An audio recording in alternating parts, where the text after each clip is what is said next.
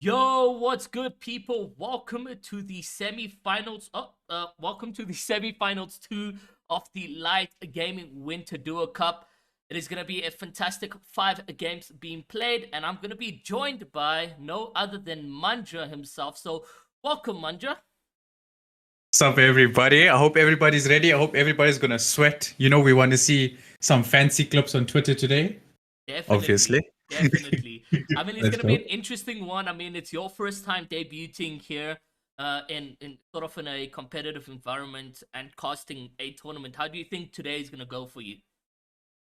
Well, I think we're going to see a lot of new things today, huh? Like a lot of new names that we haven't seen before have qualified for this. A lot of, personally, I see a lot of my guys that I've seen in my TikTok grind that are here today. Ooh. Let's see how well they do. Yeah. And good luck to everyone again. And chat, let's get some hype. Who do you think is going to win today? I want to put hype in the chat, guys. Hype in the chat. Hype in the chat, guys. If you guys want to set your predictions and so forth on who you guys think will be winning, I mean, we'd be more than happy to hear from you guys. But it's going to be interesting tournament. I mean, we do got the likes of Neymar and Woke actually now in this tournament. And they're going to be like duoing, I think, permanently. But it's going to be interesting to see like what that gameplay will come out from them. They did extremely well in the qualifiers, and being that new duo, we can expect a lot more coming from them. Oh, for sure. And you, Neymar, yo, dude, these guys representing bravado, Definitely. I mean, yesterday we had the likes of Rejects and Travis representing Goliath, and they did extremely well. They came second, missing a game, and they came second. So that is massive. I mean, this is the skill we have on our hands right now, but it's like, it's not determined who can grab the finals yet. We can only wait and see and find out how today goes, and then we can stop pinpointing things to these people over here. But I'm also excited to see how today is going to pan out. Talking about today, guys, let's look at the schedule. We got the schedule over here. It's going to be a set of 5 beautiful games. The first game starting in about 2 minutes at 3:10, and then the last game starting at 5:30. So you got a long afternoon with myself and Manja. We'll be entertaining you guys throughout the entire show. Not only that, but in the show, guys, we also do got a 30-day Exitlag code that you guys could redeem. Now, if you guys want to enter into the raffles, !raffle in the chat so that you guys can enter into that. And then on top of that is this juicy prize pool, Mandro. Walk us through this prize pool split here. So as you can see live on screen, the first place gets 5,000 rand. Oof. Five. That's a 2,500 rand split, dude. That's You guys can earn some of Zere's pros earnings in one tournament. Literally. Imagine that. Imagine Literally. that. Not only that, we have 2,800 for second place and 1,200 for third place. I mean, if this isn't free money, then what is it? Yeah, exactly. I Literally. mean, it's gonna be crazy, but we got all these teams sort of getting ready. Talking about the teams, let's just look at some of them that are in here. You know, you got the likes of One Shot, Slam, Skittles, Tilt, Prospect, Swivix, Raz, Reedsy, Ricey. All these guys sort of come through to the thing. And here's Hazard and Scully. Scully being very popular on TikTok. I don't know if you know him on TikTok, but he's got a huge following over there as well. Soda Ocean, Steri and Latte. Any names here that stand out for you that you want to talk about more? For me, it's the XVI boys. Those are XVI. the guys that I've known. Those are the guys that I've known for Oh, the longest. is these People like personally, TikTok guys? yeah, these are personal the people that personally have supported me on my TikTok grind and stuff, and I have done a Okay. lot of videos with them. Yeah. Scully, if I'm not mistaken, isn't Scully like one of the like the pros that we know in the scene for a while? Or am I getting it mistaken with No, no, somebody no. else? That's true. So Scully definitely was a pro player. He used to trio with the likes of Neymar and Travers. He duoed with Neymar for a very long time as well. But he did sort of hang up his boots and became like a what's this where you're not really singing the songs but you sing along them on TikTok. He's taking it slow. Everybody has to work in their own pace, dude. We all have to Forgot work in what our it own is, pace. man. But like, were they silencing? But anyways, it's fine. Yeah, Scully famous for that stuff now. And we got Moab's Energy Net. Here's the duo that we were talking about, Bravado Gaming, Name on Woke, crazy stuff over there. You got Apollo. We got the content creators on top, Aviva and Romike. We got Bean and Alters. We got Boxy and pre-workout. Heaven knows who they are. Chili Xylo. I mean, we can go on and show you guys every single one of them, but those are the teams that we'll be having on board for the evening here, Mandro. So it's going to be a very interesting first few games. And how do you think the South African com is going to attack this? Do you think aggressive or passive? Personally, I would say they're gonna go a bit passive, in my opinion. I Yeah, think they're gonna wanna get as much placement points as possible. yeah, I'm sure the guys must have went through the list, saw who's playing, possibly made the assumption that, you know what, since maybe we don't see the usual top players because the majority top pros were in, if I'm not mistaken, qualifier one, semi-final one, sorry. Um, they'll try and outplay them outplay them in placements wise. I would assume in this in yeah, this yeah. tournament. So let's go and see whether or not the games have actually started, and we can go on the players right now. Let's see, Hazard and Scully, some of the pro players right here, or more so new players in the scene sort of coming together. Hazard being a content creator who's just left the aspect over there. So yeah, let's actually bring him in. That's gonna be Hazard over here, and yeah, do you familiarize yourself with Hazard? Do you know how he is competitively? I know Hazard personally. Hazard's a Okay. very good friend of mine, but competitive wise, I know I haven't seen him. So seeing now, first time me actually watching him in a competitive gameplay, that's something that I'm looking forward to. Yeah, it's gonna be And interesting. I mean, they're landing at a good POI as well, which is Pleasant Park over here, not something to play around. I know a couple other tier ones as well land around the areas such as Stealthy Stronghold and make their way into Pleasant, so they're gonna have a tough finals to play for themselves. oh, for sure. And I mean, with a partner like Scully, if anybody decides to attack them, I'm sure that a lot of the new guys will not know who Scully is and how he plays. And if they attack him and this guy kills them, then they're gonna know, you know what, this is not a guy to mess around with. Yeah, no, definitely. But I mean, these are just one of the competitors we have today. We can go and look over at. Let's try get you guys some pro player. Oh, actually, we can look at the content creators, Mike and Aviva, is in this tournament as well. So Bro Mike and Aviva here, guys, to set dominance in the risky reels area, and Bro Mike is for his age, he's very talented. Oh, I agree. I mean, Romike has for obviously for his age, he has been one of the content creators that has managed to get the skin in the duo cups that they play. Like, if I'm not mistaken, he has the Beast Boy skin. Now, for that, you have to place in, if I'm not mistaken, like the top 250 in the Middle East server, and he managed to do that. Yeah, he did really well there. Most of those content creator stuff, cups, he does really well and does consistent throughout the board. We've seen him, frag out like a monster as well, get those insane drive-by snipes as well. Like, he's really good when it comes to those. I give him like if he wants to take it serious, like a couple more months practicing and so forth, then we can definitely see him on the top ranks. But he knows how to piece control. He knows how to handle himself in a 1v1 situation. It's just now utilizing and learning the game so that he can become better at that. Yeah, definitely. And he has our content creator master, Mr. Aviva. So he punishes Aviva as well. So let's say, Aviva is very good. I personally played against him. He killed me in FNCS. So did he? Yes, he did. He did kill me in FNCS. So yeah, this is a duo. This is a duo that I feel will do very well. Yeah. Personally. Okay, yeah, no, Viva. So actually, funny. I think it was the solo showdowns that EPS was hosting, the prac tournaments and so forth.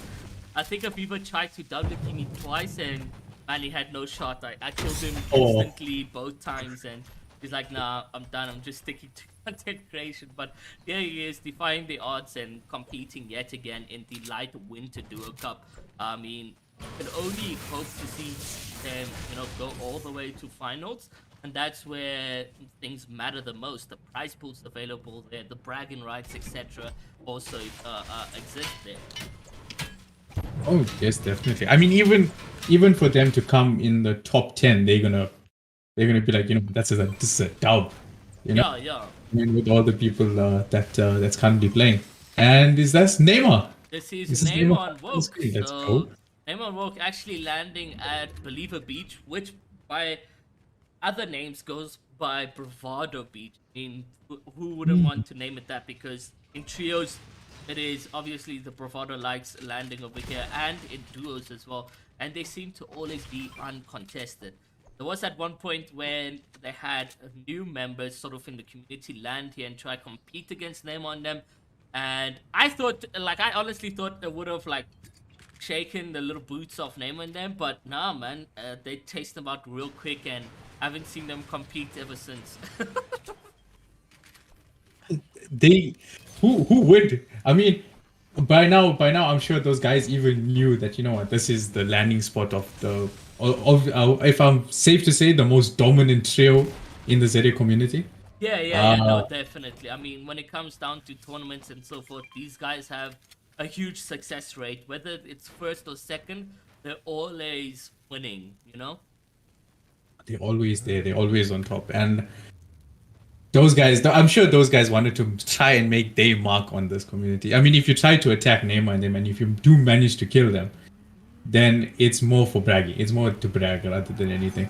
Yeah, I mean, just look at the loadout that you get over here. Popo Pump, etc. Like, who wouldn't want to be landing at Believer Beach? It's almost every game guaranteed that you get a Purple Pump. So it's very juicy in that sense. But Bravado Woke and Neymar, that is a new chemistry, sort of new playstyle going into play. You're looking at two players who are really great at the game and really great at taking fights on. I mean, Bravado Woke mechanically good, Neymar as well, but the game sense that these two individuals have as well, it's gonna be so interesting how these mechanics work in finals against Travis, Rejects, Reepsy, Crispy, Bojo, CK, Temperat, Zorro. Those are also duos that do extremely well. Yeah, and as we can see here, I think they got their eyes on someone. We might look at an early fight, probably. No? Oh no, Potentially, I don't not think so, anyway. but Ah, this Ferrari is bumped up very tough and it's taking a slow rotation in. But let's keep on looking out for more of these guys who are potentially going to be fighting. We're going over now to Bravado Bean and Altus to see how they are doing in their semi-finals too. By the way, guys, if you guys are just joining us, the tournament you guys are spectating is the LITE Winter Duo Cup semi-finals 2, and it is sponsored by Zorea. I hope I'm saying that correct, Manju. Am I? Zorea. yeah, Zoya. Okay, cool. Zoya, Yeah, that's perfect. Exitlag and Light Gaming as well. So, with the main guys being Light Gaming behind the event with the Elite Pro Series, this is the semi-finals 2. You guys want to hit that subscribe button, turn on post notifications because the finals is still yet to come on the 28th of August, same time at 3 p.m. So make sure you guys are ready for that one. You fasten your seatbelts because we hopefully Mantra being there as well. We'll try to keep you guys at the edge of your seat. Oh, we here to have fun, dude. Yeah. So we here to entertain y'all and possibly even cry along with y'all. Cry along. Why would we be crying, Mantra? You never know. You never know. I'm sure that a lot of the guys in chat, your guys do have y'all's favorite trio that wants to win. So I'm sure if y'all happen to see that trio die, you're gonna cry, and if y'all are sad, we are sad as well. True. I mean, also you could cry from tears of joy for your favorite trio grabbing or duo grabbing some eliminations over here and so forth. So, I mean, let's see what happens. 69 players remaining though. We are looking at one stacked game number 1 going into play right now. Potentially going to get that 5th zone storm surge. Do you think there's gonna be storm surge in game number 1, semifinals 2? I would say yes, definitely. Yeah. Right now, with the zone actually pushing, from what I can see, is probably pushing towards Believer Beach. From what I can see on Bean's I would say share. it's more to Holly Hedges Slurpee Swamp, I think. Oh, it is. Oh, yeah, it is going towards the left. Yeah. So it's potentially going to that direction, and that direction is flat surface, no high mountains. Those mountains just destroy the game, honestly. Like, especially when the rotations are there by Catty, Camp Card, like people just drop like flies because it gets so congested and you can't really rotate with so many people left, right, and center. I mean, you have experience with this playing FNCS, and if you guys have not seen Manjo play FNCS, then you're in for a treat. Do not, no, not that. Don't bring up that. Don't bring up. I remember the one time you spectate me and I fall off a mountain. Oh. Yeah, the Manjo guys, he brings comedian into the competitive scene, and But other than that, like you're the last surviving member of your trio. You're doing really well in that sense. But, hey, let's just slide that out. Yeah, but let's just ignore that. Just ignore that. But yeah, as we would Skittles and Strex. Yeah. From what I know about Strex is also one of the guys that I have personally seen win one of the skins in the Middle East Cups. He's so in and this is his duo, so I would assume that these guys will be doing quite well. And as we can see, they got a parasite on their head. Ooh. For you guys that don't know, I don't. Yeah, parasite, honestly, one of the most OP items anyone can grab. For those of you who are new, maybe family members trying to support their son or whatever the case may be, but a parasite is a item that sort of goes onto your body and allows for double movement and double jump, and it's one of the most broken things solely because as well is that if you get a headshot snipe or a pump to the head, you don't really die because it kills the parasite first. I mean, isn't it too broken, Manja, like for competitive, don't you think? No, definitely. I mean, you get that heightened, you get that speed, and if you sitting with a parasite end game in those moving circles, it's almost hard for someone to properly line up their shot on you. Yeah. Even if they do happen to line up the shot on you, they're only going to hit your parasite, and then you can just one from them. End game, it is so broken. The number of times that I've died to a parasite because I don't notice he has one, and I'm like, okay, I'm gonna doubly key the solo, whatever the case may be, and you hit like headshot, and you're like, why is this guy not dying? And all of a sudden, you're dead because he's had a parasite on himself. That is the most broken thing to come to competitive. But I'm gonna take you to one of the people you do know, and that's Thus XBII. So you definitely will know this guy once you get him on screen. So there you go. Ooh, yeah, there we go. There's the guys. Yeah. If as how do I say this? As this thing to when I was alone in that one where you saw me jump off a mountain, fall off a mountain. Yep, he was one of my trio, mate. He was one in my trio at the time. Oh, Plus, this is guy he? was in my trio at the time. Yeah, and I fell off a mountain. Jeez. Yeah. But this zone is looking quite good, huh? I Unbelievable mean, beach, yeah. we do have. Oh, they in Believer Beach too. So yeah, as you were saying, flat surface. It's gonna be good. I mean, we don't know exactly how much players are alive due to the holiday over here present, but best believe we'll get some guys right now. There's an action going on board with One Shot SA, so let's go over to him and let's see whether or not we can get some of the first action for us over here. Guys can see we'll set that up to the streamers in just a bit. Let's see if this POV is not any better. No, unfortunately it is. And the quality yet. But yeah, like you mentioned with the trio over there, you think they have like an opportunity today? Yes, for sure. I would say this thing the least is that they'll qualify. That's the least that I expect. So Smiley, honestly, One Shot SA looking to be in a tough position as he gets W keyed, no game audio. However, he hits some good tag shots and he's in a good position to possibly take some minutes, as you guys can see right now. 148, 150 is now back to a decent amount of HP, but the zone closing in 10 seconds. He's going to be pressured right now to stop making this decision to W key 100%, commit to this kill, or make those rotations into the next zone right now, which you will definitely need to. And you can see the opposition he's up against knows what they're doing, trying to get a couple stairs involved over there, and he's grabbing height where you want to be right now. There's a good tack, and that's an 80 crack, and he gets a knock, and I'm not even sure who's that, but what a fantastic kill for him as a solo. He also does have the opportunity to now rotate in that inflatable, which will get him a good distance, but it's a two ticker, if I'm not mistaken. You see him getting out of this situation? Oh, yes, definitely.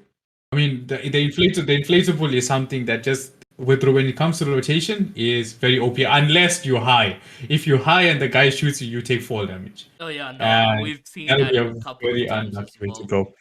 go. Oof. But And yeah, this was really well from him. Yeah, he managed to clutch up. Clutch up. That's what we like to see. Get his team a couple placement points and secure a bag in terms of kill points for himself over there. So successful indeed, but it does look like the zone still a bit of pressure on him. He doesn't have any material things. Oh my god, what a beam coming in from One Shot. Woo. One shot could have played the Firefly there. Oh no. Oh no, he got sniped. Solo Volk actually getting that Elam over there, and we can actually see Volk and Jello right now, see what's happening on their end, and we'll bring that POV for you guys right now. So he managed to secure the Elam on One Shot. Just look at his loadout as well. That gold pump. Oh my god, that gold pump. That's a game changer right there. Yeah, honestly, endgame. We saw LITE CK yesterday getting consecutive one pumps in the thing. If you guys go see his Twitter profile, he actually clipped a couple of them and posted on Twitter. He jumps into Glub's box, gets a one pump on him, and Genie as well was a solo, and it was a one pump 203. Like the gold pump as well, it's a bit too OP, but it makes it entertaining though. Like at least you know if you are in a sticky situation, you can sort of clutch up almost with a massive one pump. That's what makes it entertaining and brings the competitive edge to a higher level. 52 players remaining, however, and we need maybe a lot more, maybe like 2-3 more players more alive in order to see that Storm Surge activate, because I see 2 players dying anytime now. Yeah, the rotation is going to make it a bit tough.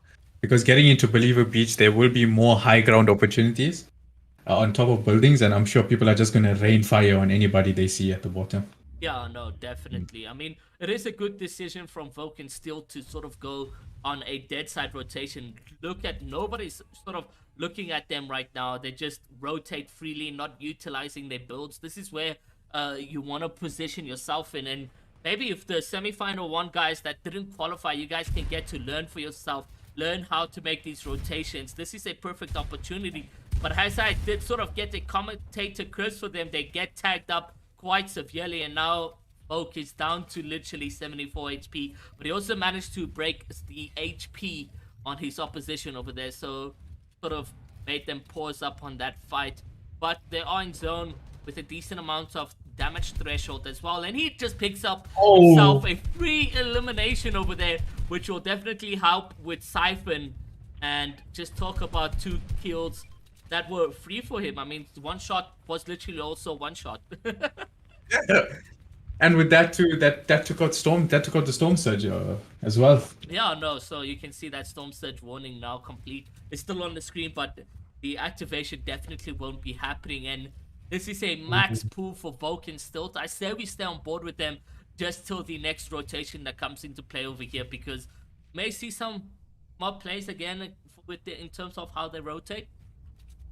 Yeah, definitely, because as you could see, there was a launch pad on the left of them. So I'm assuming the guys that did get it will use that launch pad, and they can just recycle it and possibly make it a much easier rotation rather than just running through Believer Beach and possibly getting tagged up.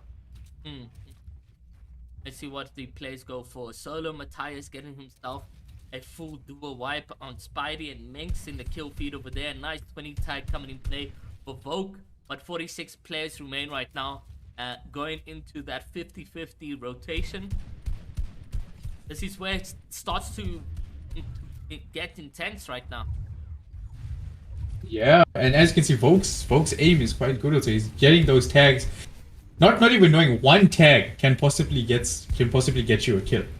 They can take that storm damage, and then it'll be curtains for those guys that just get stuck. Ooh, 142. No way. Oh. He does get the knock over there, so at least he's in a good position. But they get out, they get taken out. And unfortunately, fighting and rotating at the same time will get you in an iffy situation. And we can see that now coming into play. We'll go over on board with Chili. Hopefully, he's still in game now. Unfortunately, not. Hazard as well, eliminated. We'll go over to Romike. It does look like Romike's dead as well. So let's see, Bean. Everyone's sort of dead already. Bean does look to find himself in a good position on height over here in the first, a 50-50 rotation right now. And the first moving zone will be formed, and that goes in favor of them. So they're possibly going to be remaining on height right here, Mandra. And it's going to be interesting to see how they can control it and how much eliminations they can get. Yeah, at this point, keeping height is obviously the best option. I'm assuming a lot of people will be using their launch pads to try and rotate, because it'll be because going through the buildings also as well through Believer Beach will be a good option. But those that using their launch pads are definitely going to be taken out by Altus and Bean. I mean, Bean, being a Warzone player also as well, has very, very good aim. Yeah, no, definitely. We've seen this guy. He's going to use the rotation on the thing, not to utilize his mats, but it's really smart either way, because you can see he's going to make a position for height over here. He does tag up his opposition and will be breaking down these players right now. So let's see what happens. And that's a couple fall damage as well. It does look like Altus is able to get that elimination over there. So now sitting on 5 here, Manja. 5, yo, oh my. Oh, and the Storm Surge is up too. Yeah, 1,250 damage is up. Yeah, these guys know what they're doing. Yeah, you can definitely tell they've got a good third route for themselves, getting a couple eliminations across the board. 29 players remain as it stands right here. Maybe we can go on board with other players that we have. Maybe that's on the low grounds. Let's check what Exility and them are up to. There's 31 players on their screen, so yeah, you can see maybe just how these players rotate into the gameplay right now.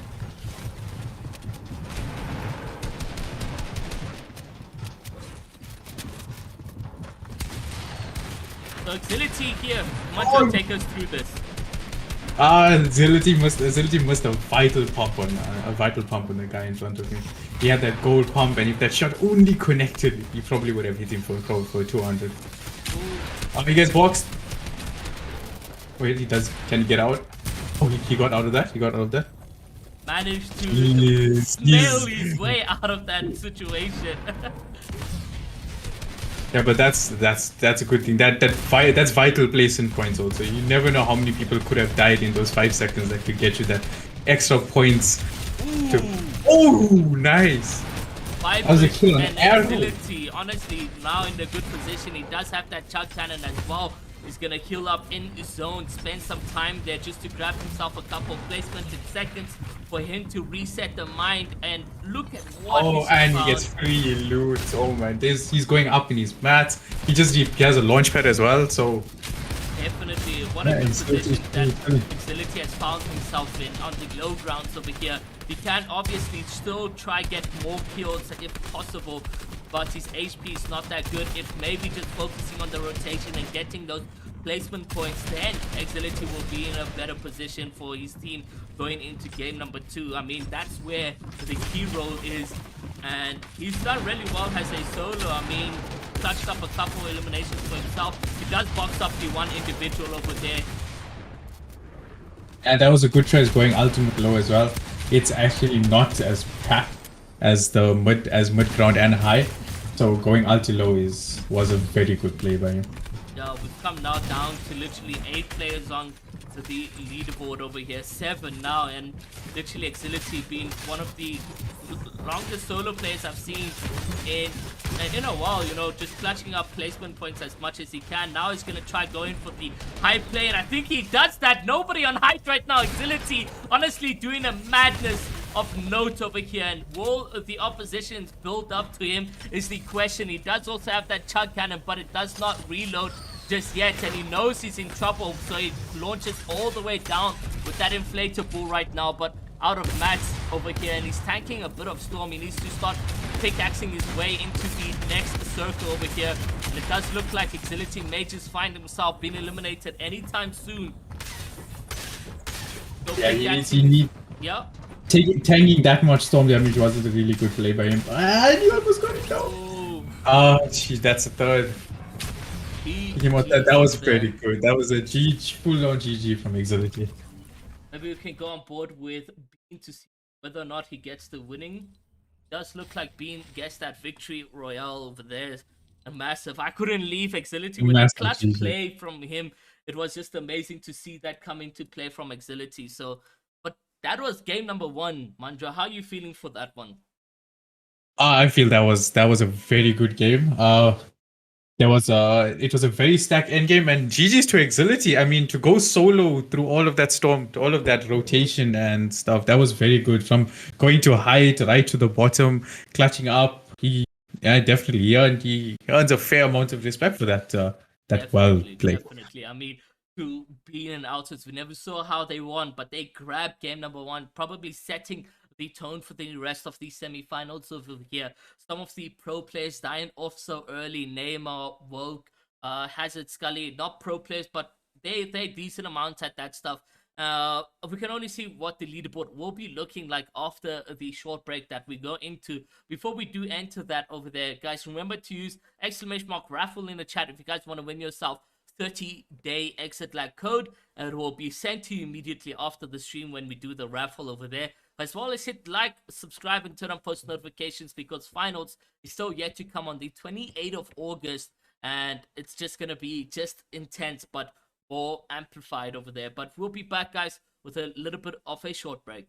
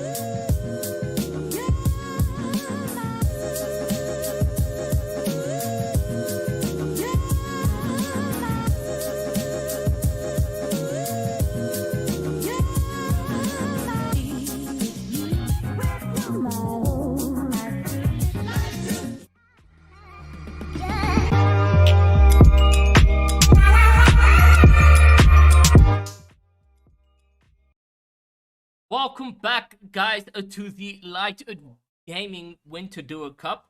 What a fantastic pop-off from a solo player, Exility, in his duo team with Vapors. Managed to grab himself a couple of placement points as well as eliminations in the end game. And Manjo was excited about that.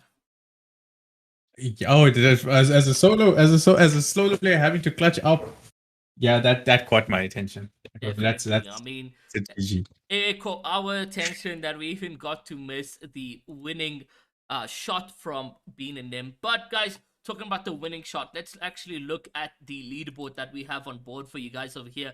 You can see Bean and Altus in first place, obviously being very successful on their end, grabbing the win.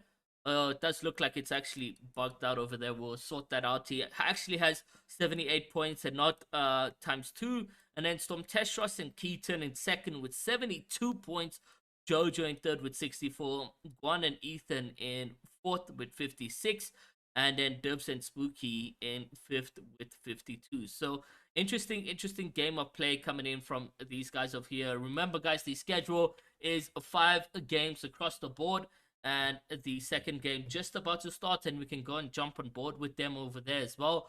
The prize pool for the finals, guys, is 9,000 rand. First place taking 5, second place taking 2.8, and then third taking 1.2. So it's going to be interesting over there on that aspect on how finals are going to be displayed, because I mean, the semi-finals one was no joke at all in terms of how these guys are going about the competition and so forth. So you can definitely see now that these players are ready to jump out the battle bus and will be loading into the game. So let's go jump on board with that over there so you guys can see what these players or where these players will be going with. And first and foremost, jumping on board with Mikey1X, who is duoing with Mines. If I'm not mistaken, Mikey was in the Incredible Connection Cup. Yeah. If I could, Mikey was in the Incredible Connection Cup, the solo Incredible Connection Cup. He was. He had a pop off in game number 1. Yeah, that's why I remember. I was watching that whole thing, and like I remember even saying to Mikey afterwards on Twitter, like, you played very well. For someone that we didn't know, he really like made a mark on. Yeah, no, I mean, he killed so many names. Killed Boja as well, game number 1.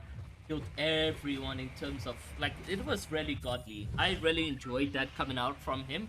And I mean, we can see where he's dropping now. It's gonna be the here at Weeping Woods around there, if I'm not mistaken.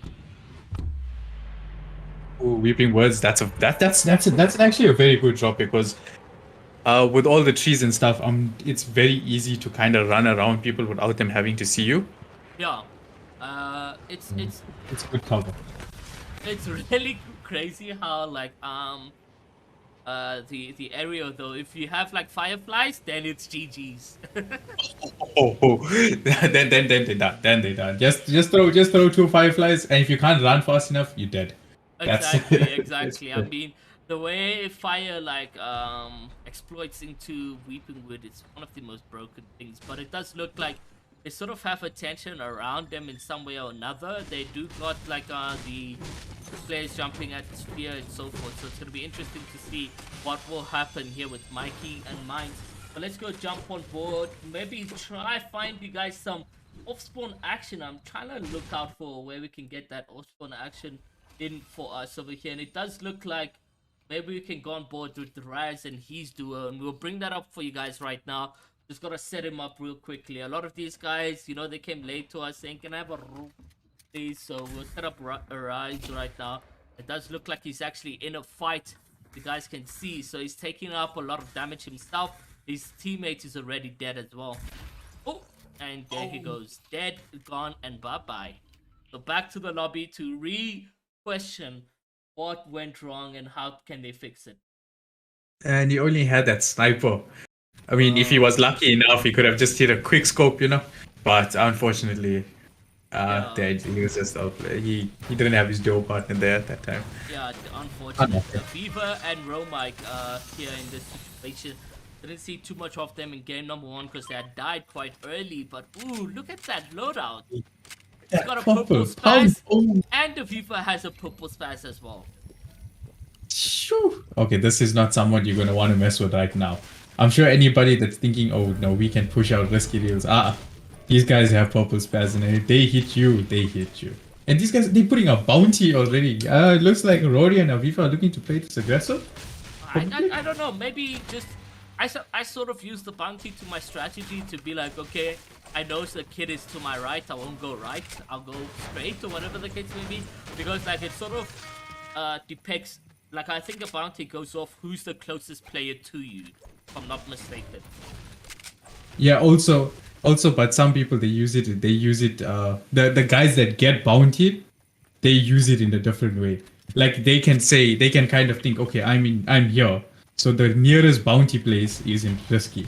Yeah. And then they can use that search bar or that bar that tells them where the players are near. So kind of like, okay, I'm getting near to the person that bountied me. So at times it's good. So it's sort of like reverses. You become the bounty. Yeah, exactly. Oh man, you love to see that coming to play. And yeah, I haven't really seen anyone like reverse the bounty, be like, oh, you want to bounty me? I'm gonna bounty you back. Usually the case is, when I get bountied, I'm running for the rest of my life until that bounty sort of evaporates. I'm in a car, I'm onto the ocean, I'm driving on a boat, and sometimes it's weird. You'd find that search bar still going up. You're like, how? Does this guy really want to kill me? Is this guy like really on my case right now to want to kill me? I've traveled like 1,000 meters and he's still chasing me left, right, and center. It's crazy. When they want you, they want you. Yeah. And if I'm not mistaken, I think sometimes people use Fortnite tracker. Because if they see your epic, they can see your stats. I mean, I think there's like been content videos made like that. Like, I made a bounty and I saw how much kills they had, and I decided to double key or whatever. Yeah, like I've seen videos like that actually, and yeah, it's a good content video. I mean, Anja must dollar so on his channel. I see. I'll only go for the people that have the least kills. I ain't dying. I don't die to these guys. Hey, you never know. I might actually die. I see now in the kill feed one of the players who's actually in has got an elimination, but no, I'm not seeing them anymore. It's all good. We've seen the rotation plays coming in from Romike and his teammate Viva in here. So 86 players this game. I think this game will be much more stacked than the previous one, solely because there hasn't been that much players that had died off spawn. I think the game number 1 we had 76 players in the off spawn situation, but this time we have 3 more teams alive, so definitely gonna cause some commotion over there. Oh, definitely. And now with this current match, from what they found out last game, I'm sure people are like, now the guys that died early spawn now are going to be like, no, you know what, it's our best not to take fights, because if we do and we lose again, then our placement is going to be on going to be on the ropes, you know. Yeah. For you, who do you think will win this game around? You know, I would say I'm actually gonna go for Storm and Keaton on this one. Ooh, yeah. Like, um, we didn't see much. We didn't see any of them in the last game, but looking at their points, I would assume they had a lot of kills. So I'm hoping to see them actually come out with the win on this one. So yeah, let's see. I think so. I mean, this team has been doing extremely well, and then in the previous duo tournament Elite Pro Series hosted, I think they came second as well in that tournament. If I'm not, if I'm not, I think I am correct to say they came second over there. So yeah, they've been really consistent. They've been blowing up, whether it's solos, trios, whatever. I mean, Storm Testros and Keaton being the only trio to get into heats this season. Usually the case you have like 2 trios or 3 trios, but 1 trio from South Africa only going to heats this time around. Yeah, that was very surprising. That was very surprising to me actually. Like I'm sure we all like on the final FNCS qualifier we were watching to see like, okay guys, come on, you can make this and stuff. But it was very unlucky moments. I know in FNCS, I think if it was twice in qualifier 3, it was twice where Bojo's and Reepsy's team came in contact with each other at Coral because they both land in that spot. Yeah, it was. So in It that was. way, that It was. was Yeah, it unlucky. was. I think it was Nyclo and Travis. Yeah, Nyclo, Dale, and Bitch versus Woke, Travis, and Oh wait, what is this? Is this Eats? No, no, this was qualifier 3. The one that Did happened they? last week. You say what happened? CK, so Bojo's and Reepsy's teams would land at Coral. Oh, So and they found each other twice twice. they had a confrontation, Who and won them? twice Reepsy's team came on top. Oh my God! There's no ways. I didn't know about that. There Oh, is no it was actually ways. Wow, interesting, interesting. I didn't know about that. Crazy, crazy that actually happened. I mean, they did land at the same spot, so the odds that they got into the same game is, yeah, crazy. I mean, yeah. Imagine if we had African servers, what positions these things would like. Oh, that's South Africa will take it. Yeah. If being on 100+ ping against 0 ping players on Middle East, the SA players can do so well. What they would do on no ping is something we can take it. For South Africa, I just generally think it is that consistency in the terms of the prac that they have. So all these, like, I don't see like Kenya and all these other countries and so forth doing these things. So like provide like South Africa is just more advanced in terms of that aspect, and that's why I feel also South Africa just had, if there were African service, South Africans would make it. Yeah, no, for sure, for sure. Because the amount of work that the SA players put in, Yeah. and that the SA community itself, when it comes to, especially for you, hosting these tournaments and all the orgs like Noble coming together, hosting these bi-weekly series, Yeah. incredible connection coming in with a massive tournament that I'm sure raised a lot of showed the different Fortnite communities that yes, the ZA players are here and this is what we can do. So I'm sure the effort put in is a lot. What's crazy is, all these new players coming through, they had this thought that they are the best because they play amongst their friends, they get good arena gameplay and so forth, and then they see like Neymar and they get into a custom game and then they're like, boom, oh my God, what is happening? Yeah, I mean, as Tech Girl said, Neymar is the best player in ZA, and for those 2 games, I'm sure like the guys watching it must have been like, does she really know what she's saying or anything? And then Neymar came in with those 2 games, back-to-back wins, and the guys were like, she knows what she was saying. Yeah, but it's crazy how Spooky Boss made a comeback in that one over there. Well, to have to give him respect for that. Yeah, I mean, and that's where the placement came in. Yeah. Because Spooky, like, they play placement. He played his placements, and it shows that the first two games that he played displacements, and the third and fourth game where he won that fourth game, that just showed like this guy is something, you know? Yeah. When it comes down to like duos and so forth and the consistency across the board, I mean, you have to give the names likes. And this was before Neymar actually switched his duo teams. They were very consistent. But now, like with Vogue, it could be a possibility that that consistency still remains across the board. Yes, it could be because since Neymar and Woke are in a are in that they trio with Travis, so they definitely do have that chemistry. Exactly, yeah. That's why I feel like that it works out as well for Neymar. Neymar, he's happy. Everyone wants to play with him, right? So whether it's Woke or Travis, they at least they still play together somewhere or another in a trio format, so they know each other's capabilities and what their decision making is when they fight, whether they go left or right.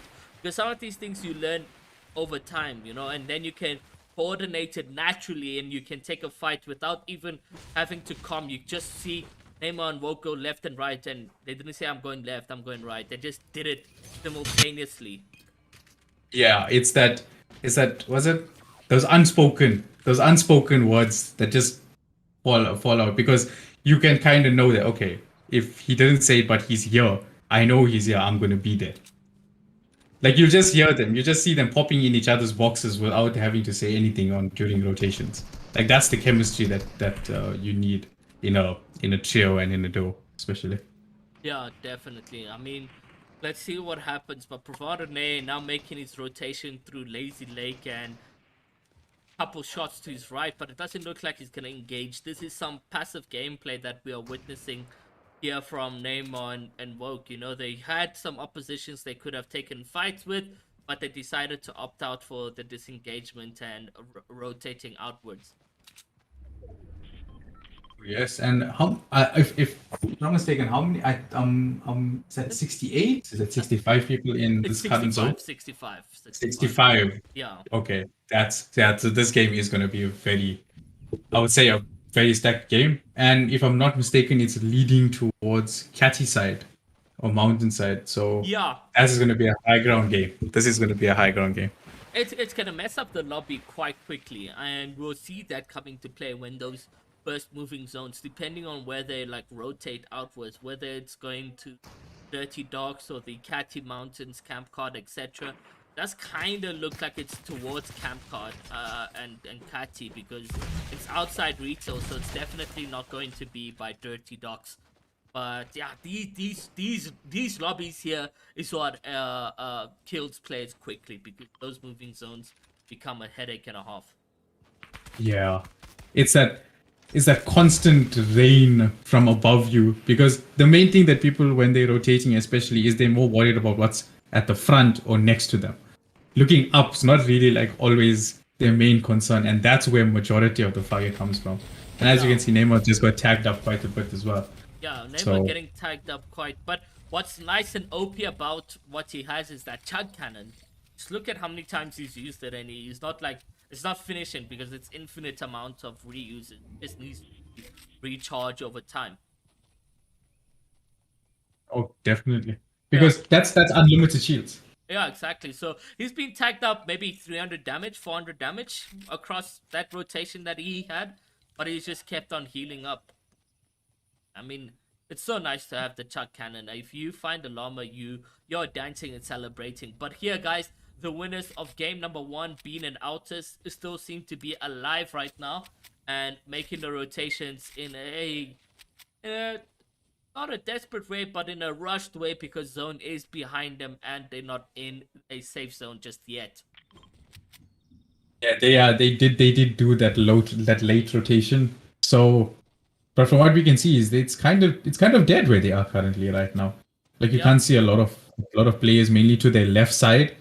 Um, so yeah, for them I can see it being an easy way to go in. And now after this rotation, then we will know exactly how things are going to move or how things are going to play out and whether and see how many people die. Yeah, I mean, For now, there needs to be 11 players who need to die between this zone and the next zone. So in 10 seconds, we'll see where the zone forms and where Bean has to rotate. But that 50-50 zone, Storm Surge, I'm hoping it activates. I really wanted to. And we'll see him and the team's probably suffering quite a bit over there. So 1 minute and 10 seconds until we get into that moment here, Mandra. I mean, you're very familiar with Storm Surge. FNCS is no joke. It's FNCS is one of those tournaments where the amount of stress it puts on you is different. Oh, he boxed him. Nah, this is an easy. This was an easy. Gets a really quick elimination. I'm unfortunately unable to see who that was. He's got a launch pad to his name as well that they can just use right now to make the next rotation. They've got a chug cannon as well in the back pocket. Some med kits is there as well there. It does look like these oppositions will be giving Bean and Altus a tough time. Everyone just wants to rotate freely. So I think, let it happen. Yeah, I mean, especially now with this zone, especially those that if it somehow happens that those go near to the water right at the bottom, they are actually going to have a problem if zone decides that if zone decides to go up the mountain again. Yeah. If you don't have a launch pad, then that's going to be then if you have mats, you chilling. But if you don't, then you're gonna have a very rough time. Yeah, definitely. Being over here, he's showing a lot of aggression gameplay already. I mean, he's gotten a kill. They've gotten, I think, 2 kills, if I'm not mistaken, on Altus over there. Because that one was already displayed before they got that elimination, then Retoro. But now they position themselves on the edge, on the white line, in hopes that they get the first, in hopes that they get the 50-50 moving zones. But let's go over to Neymar because I see or hear that he is in trouble taking up some fights right now. So let's go see what's happening over there. Actually, it does look like he's fine. They've managed to grab themselves a couple elimination points. So we are late to the party quite a bit. But there is definitely Storm Surge going to happen. 7 players need to die. And it is Storm Surge warning going into play right now. Oh, he does get tagged up. Yeah, he's moving quite mad right now, going left, right, center, and I think causing not necessary caution to his name right now. It does need to get in zone though, and he does so indeed, and he gets the first 50-50, so he's gonna be in a very good position going into the next zone. But now we have literally the Storm Surge active. They are looking fine on damage. Let's go over down to like Jake Zere or somebody that's not that aggressive when it comes to the gameplay, and hopefully we can find somebody that needs to deal some damage, please. Does look like all these kids are sort of dead already, and Mikey having good enough. So it does look like, in fact, everyone's above threshold that is streaming the tournament once again, guys. Unfortunately, won't be able to show you, but it looks like we do have threshold. Oh, there's one team that needs to deal some damage, and that's Jello. And no, that goes away already. Oh, GG's. So 48 players remain. It does look like maybe Vocal still did get damaged by the threshold a little bit over there. Still didn't Vogue? Yeah. I mean, you can see Stilt is dead already, and Vogue doesn't have any blue shields or any shield for that matter.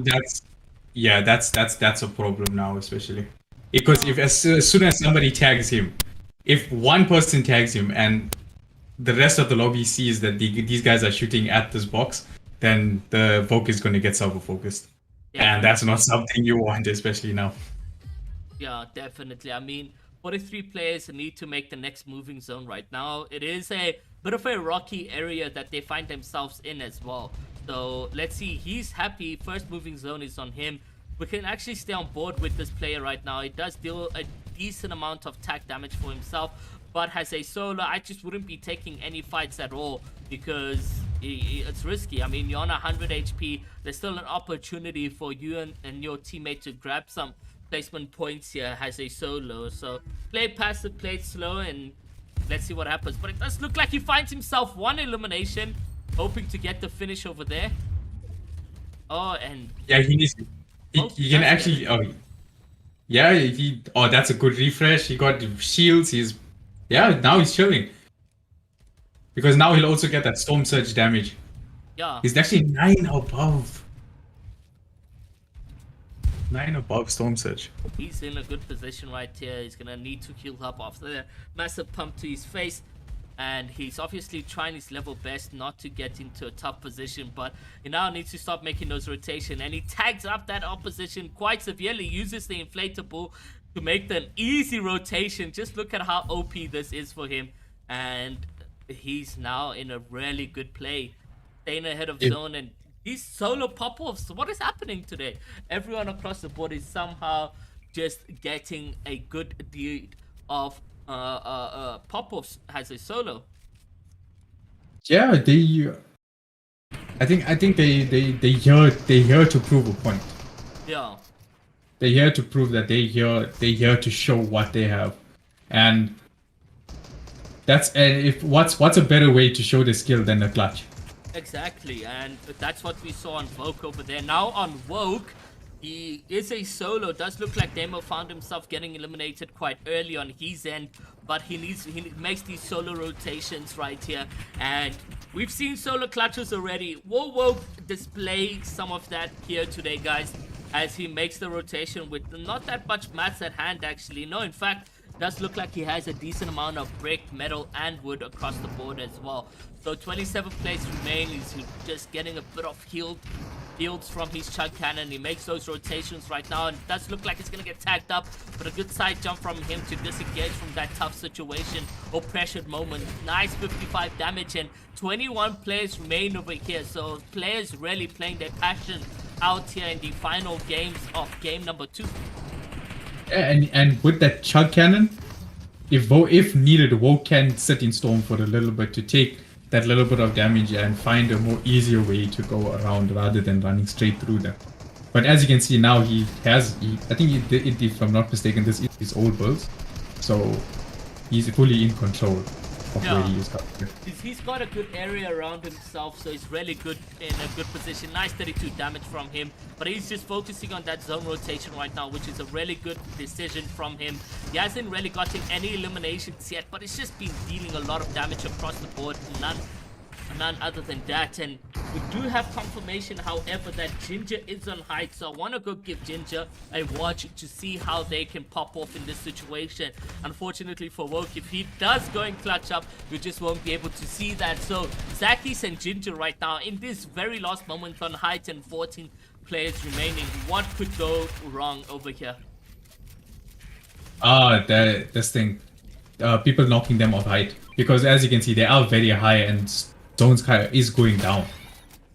Yeah, I mean, I highly doubt it, because everyone like from mid to whatever the case may be is also going down, so they can easily use those to their advantage, you know, like he's just jumping down and down.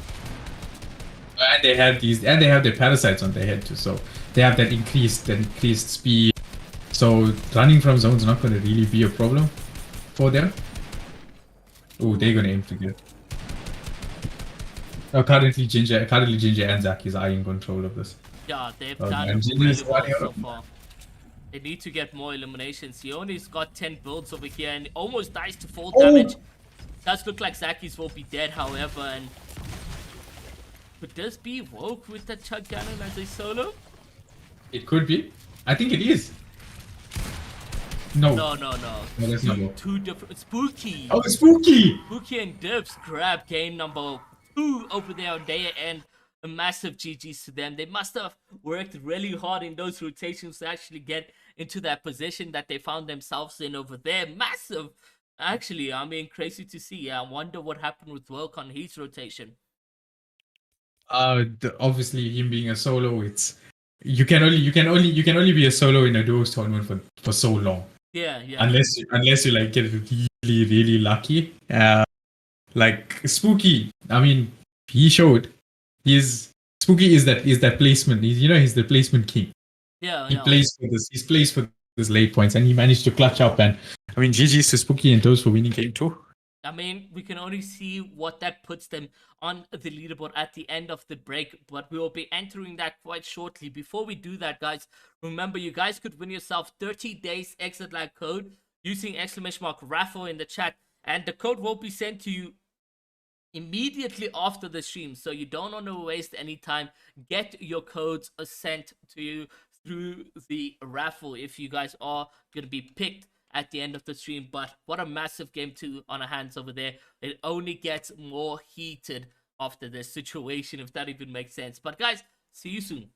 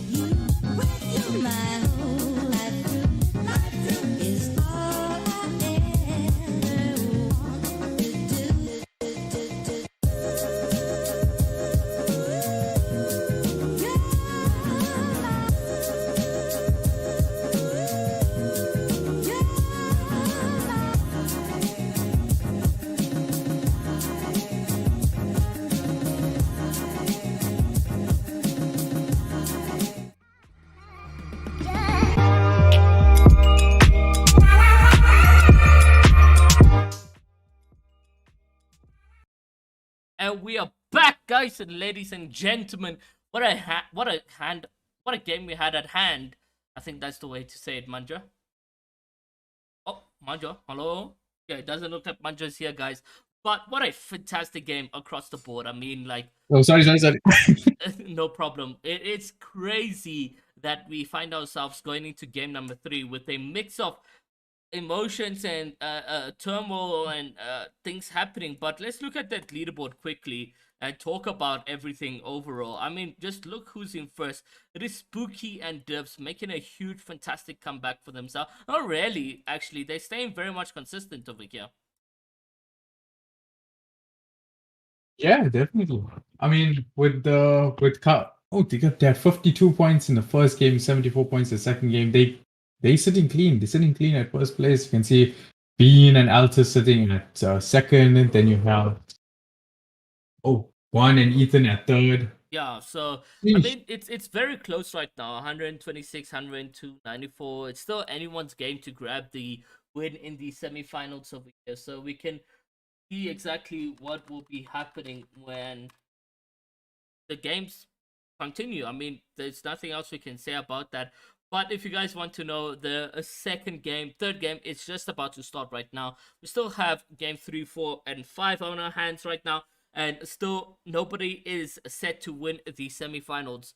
2, we can only wait and find out what happens towards the end of the stream. If you guys are also just joining us right now, there is a code !raffle to be put into the chat. So if you put !raffle, you'll be entering in a 30-day Exitlag code giveaway. So make sure you guys do that. And a huge shout out to our sponsors, Raya, LITE Gaming, Exitlag, for the LITE Gaming Winter Duo Cup that we have on our hands. And it's a massive 9,000 Rand prize pool over there. First place taking 5,000, second place taking 2,800, and third taking 1,200 Rand. So yeah, it's gonna be an interesting game on our hands that we have next game here, Manja. Yeah, definitely. And also for all the guys that if you feel like you die early and you feel like if they're playing maybe game 4 game 5 won't really help you go higher into points, just remember coming in the top, I would say the top 5 in both those games might actually get you into the top 25 with how the point system actually works. Yeah, definitely. One game can change everything for you guys, so never lose hope. Just go on, play your best, and if not, then just have fun, because I mean, this is what we promote fun. Exactly. This is a fun game everybody must enjoy. Yeah, definitely. I mean, let's see what happens now in the final moments of game, or the beginning moments of game number 3, towards the final sort of midway of the tournament, and we can see Matt and Ritzy going here over at Catty Corner, and that's actually an interesting drop spot because we know Rejects and Travis actually land here in semifinals 1. Rejects and Travis, they even with that one game too, they still came. What did they game? They went third, if I'm not mistaken, right? Second with a game lost. Yeah. So guys, if Rejects and Travis with a 0-point game can come out second, then you guys can come in that top 25 if your first couple games happen to be scuffed. Exactly. Like we always say, it's not over till it's over. Yeah, so, yeah. Exactly. I mean, wise words coming from the big mantra over here, guys. Never give up. Your moment is still available to pop off, and it's just a matter of time and for you to actually get into a good game. So maybe RNG is on you guys today. Maybe the luck plays in your favor, but Ritzy and them playing a very dangerous game here in the semifinals too, because I wonder what is going to happen in the finals when they get contested by Travis and Rejects. that'll be something to watch. We definitely know that's going to be one of the first things to watch, is that who's going to win that Catty. Who's going to say like I own Catty for this tournament?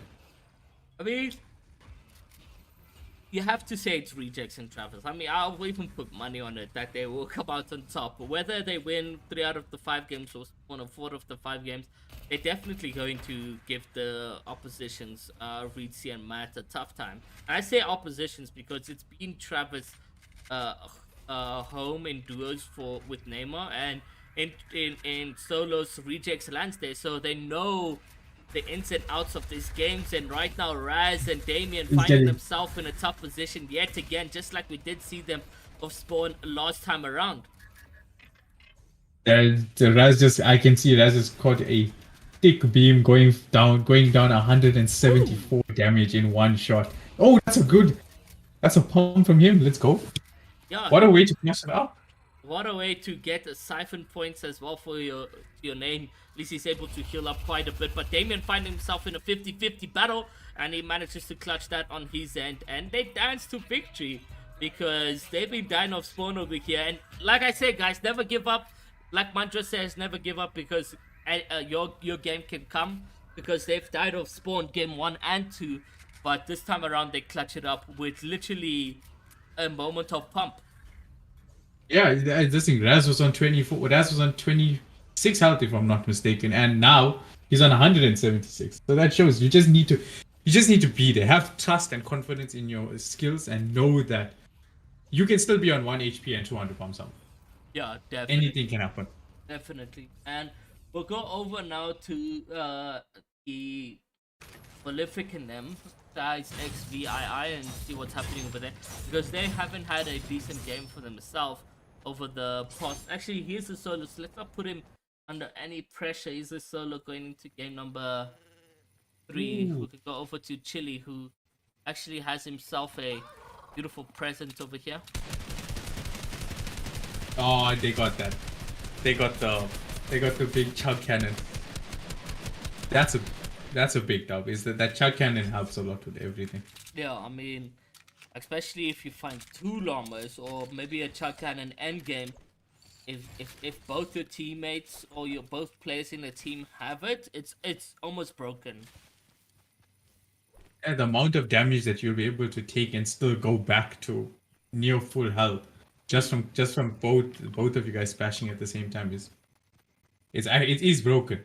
It is, but I like that it's not available for everyone. It's a rare item that you can get, and there's only 5 in the entire map, so you don't even find like all the llamas, which is most of the time the case. Then you only have like 1 or 2 teams having it, so it's OP, but and it's balanced. I'd say it's a balanced item, but not everywhere. Unlike the Parasite, bro. The Parasite is at Holly, it's at Steamy, it's everywhere. At Pleasant, yeah, it's everywhere. So literally, I think like 6-7 teams can come out of it, and that's 14 players, utilizing that Parasite on their head, making those rotations. It becomes a bit broken endgame, because you take a fight here, oh, let me stop because this guy is a Parasite. You take a fight left, oh, let me stop because this guy is a Parasite. It's scary, because you will hit a good pump on the player and he won't take any damage.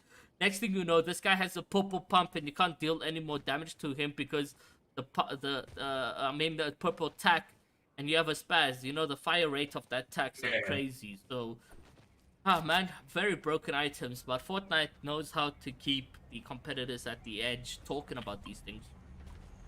And it's good that there are a lot of the parasites around the map too. Yeah, like if I'm not mistaken, Chile and them are very close to one of them as well, so they can get the parasite. Yeah, it's all over the map, so makes it broken that a lot of these plays will have them.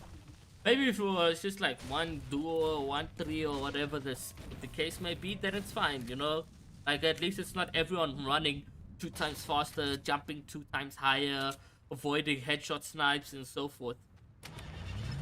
Yeah, and in that way, Fortnite did a good thing of not getting everybody. Like, see now, Zakis and Ginger. Like they currently chilling with that. Yeah, like you said, they kept theirs till end game. Yeah, they So did. that shows that this days. They didn't find themselves in any action, therefore getting into that position. So, no, really good. Go over to Viva and Romike. I think just about to find themselves in some action over here. It seems like Viva and Roma changed their. Did they change their drop spot? I don't think so. I think maybe they're just working a lot faster now, trying to get more action in. They filled in. Oh yeah. Oh, they are. They are currently at the middle of the map. So yeah, I'm assuming they did move up just to box in and cement their spot. Yeah. That it makes it easier for their rotation later on in game. It's a very early rotation inwards though, and a box up as well, using not that much mats. I mean, Aviva probably utilized his mats on his end, but controller player Romike and people player Aviva, let's see what happens over here. He's done a lot of damage already across the board, which is really good. Yeah, those surge tags are what they need. A very important moment over here. I mean, I think we have another game on our hands where the Storm Surge will definitely activate and put a lot of pressure on some of the players that are below the threshold. But for Romike and Aviva, they sitting comfortable knowing that they've done enough damage across the board already. Yeah, for sure. I mean, again, I can see Roy's just getting tags left, right, and center right now. Wherever he's turning, the second he opens, papa. Yeah. That's an easy 40 damage also that he's currently doing. I mean, we'll go over to Dean and them who have won first game. What happens? Yeah, this looks like they're in some action. So looks like we just came in at the right time. We do apologize for how laggy it looks, guys, but this is the best we'll get on Bean and Outers if you guys want to watch them. And we can see now they're finding themselves in a literally an intense box fight situation. Nice pump over here, and Chili going down over here, and we were on Chili earlier where you mentioned that they're close to Parasites over here, but they take out a team wipe right now, and there's a dance coming in from Outers, probably teammates that he used to play with back in the days, I don't know, but a bit of a victory dance for them, and they get themselves the Chug Cannon. They're sitting comfortable. 3 kills already just for Bean. 3 kills for Bean. That's if it's possible, they might have taken out 2 trios. Yeah. 2 duos, not mistake. I mean, that's easy. That's easy points coming into near late game. That's easy storm surge tags. I mean, I'm sure they can go on literally the whole game, and their storm surge will be just enough.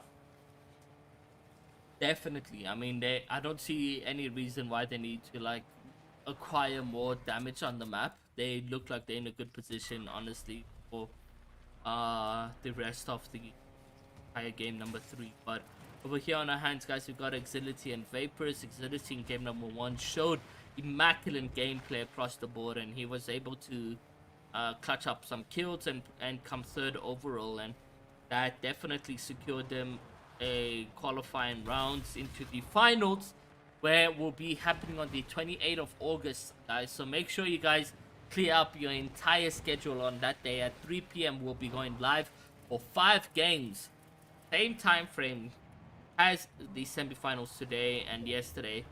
Just make sure you're there, and we got so much giveaways happening with Exitlag. I think it's 2 codes per game, so make sure you guys are there and ready to get some Exitlag codes, because in the midst of time, you can't rely on Middle East. That's a fact. And guys, if you can, remember, if you want to buy Exitlag, remember to use code LITE for 20% off your Exitlag subscription. You can save from $1 up to $5 depending on the time, on the amount of months, whether it's quarterly, half a month, or a month. You can obviously the more you take, the more you save. But as we would say, use code LITE for 20% off your Exitlag subscription. There you go.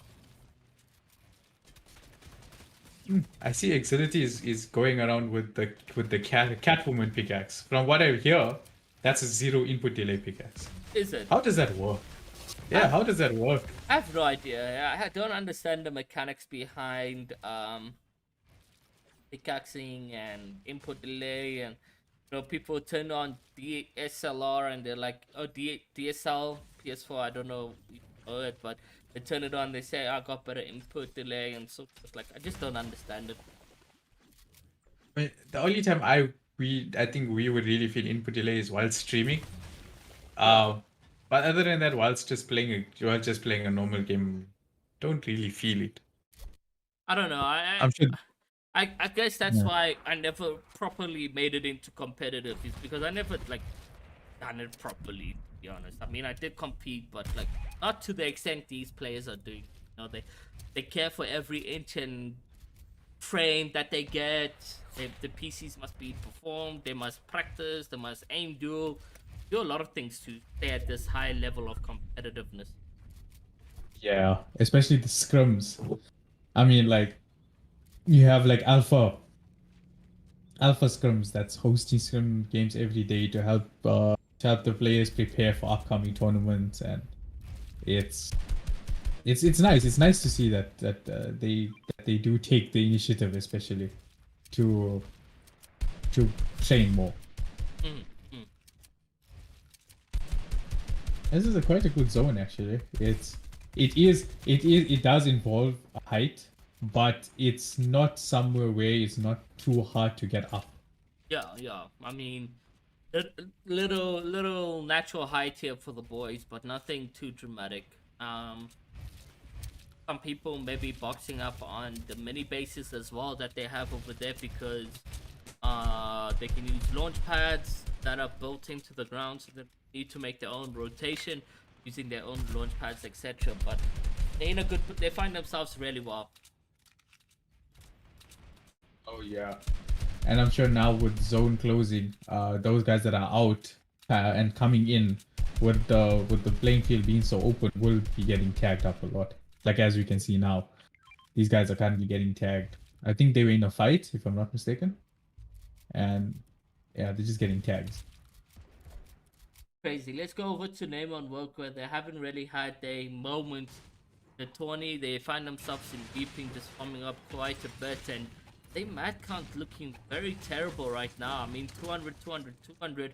They must have been in an intense situation, but they do find themselves on 3 eliminations just on Neymar.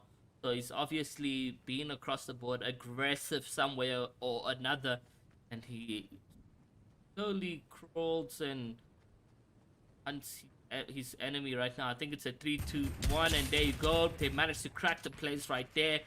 Got a good beam on the opposition right now, and they can focus on that W key, because why not? The players box up quite early as well. By them boxing up here, especially in this spot, like I think they also Neymar kind of realizes that you can't really see a lot of players. Players from this angle can't really see you a lot, so Yeah, they can take exactly. this fight without having to worry about like people third partying or people wanting to take tags. Yeah, they need to take this fight up quickly though, because the zone's still closing in and will stop making its rotation yet again. And their mat count is quite terrible, and there's some third parties it does look like, and everyone needs to get onto both so they can take these fights.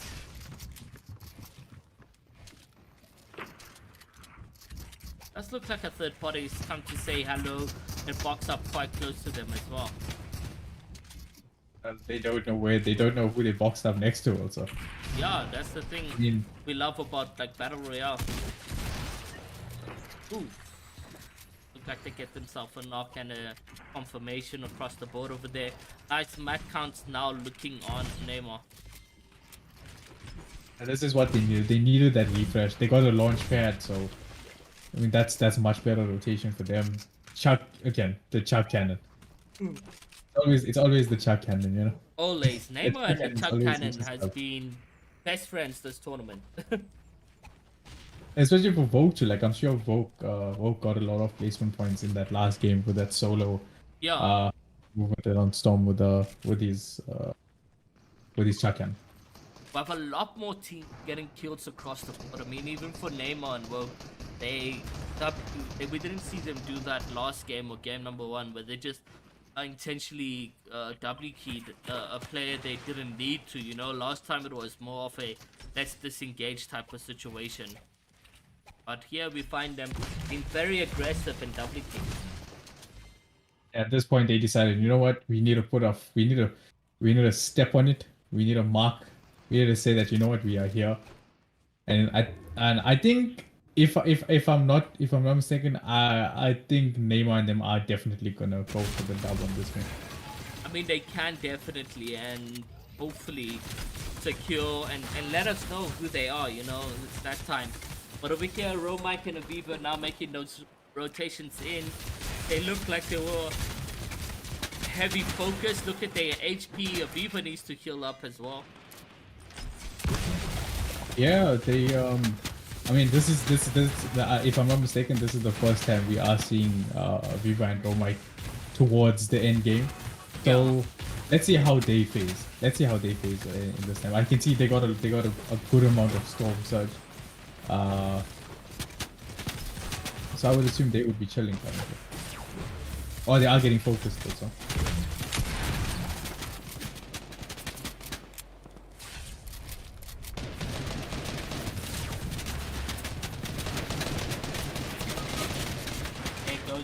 Dead. Now Romike finding himself in the zone, and he's also going to be dead, and he leaves the game immediately because he's not happy with that.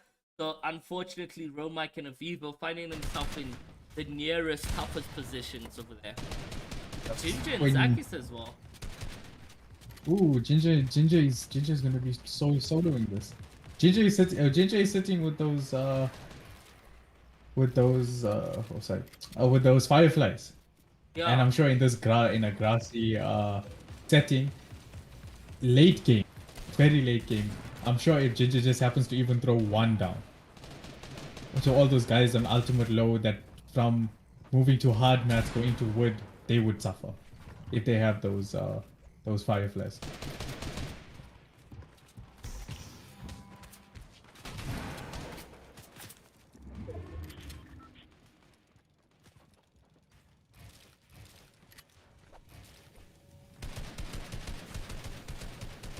Ginger and Zaki's right here. I mean, Ginger is left alone. He's going to need to do some miracle out the hat. Let's see exactly what will happen over there, whether or not he will.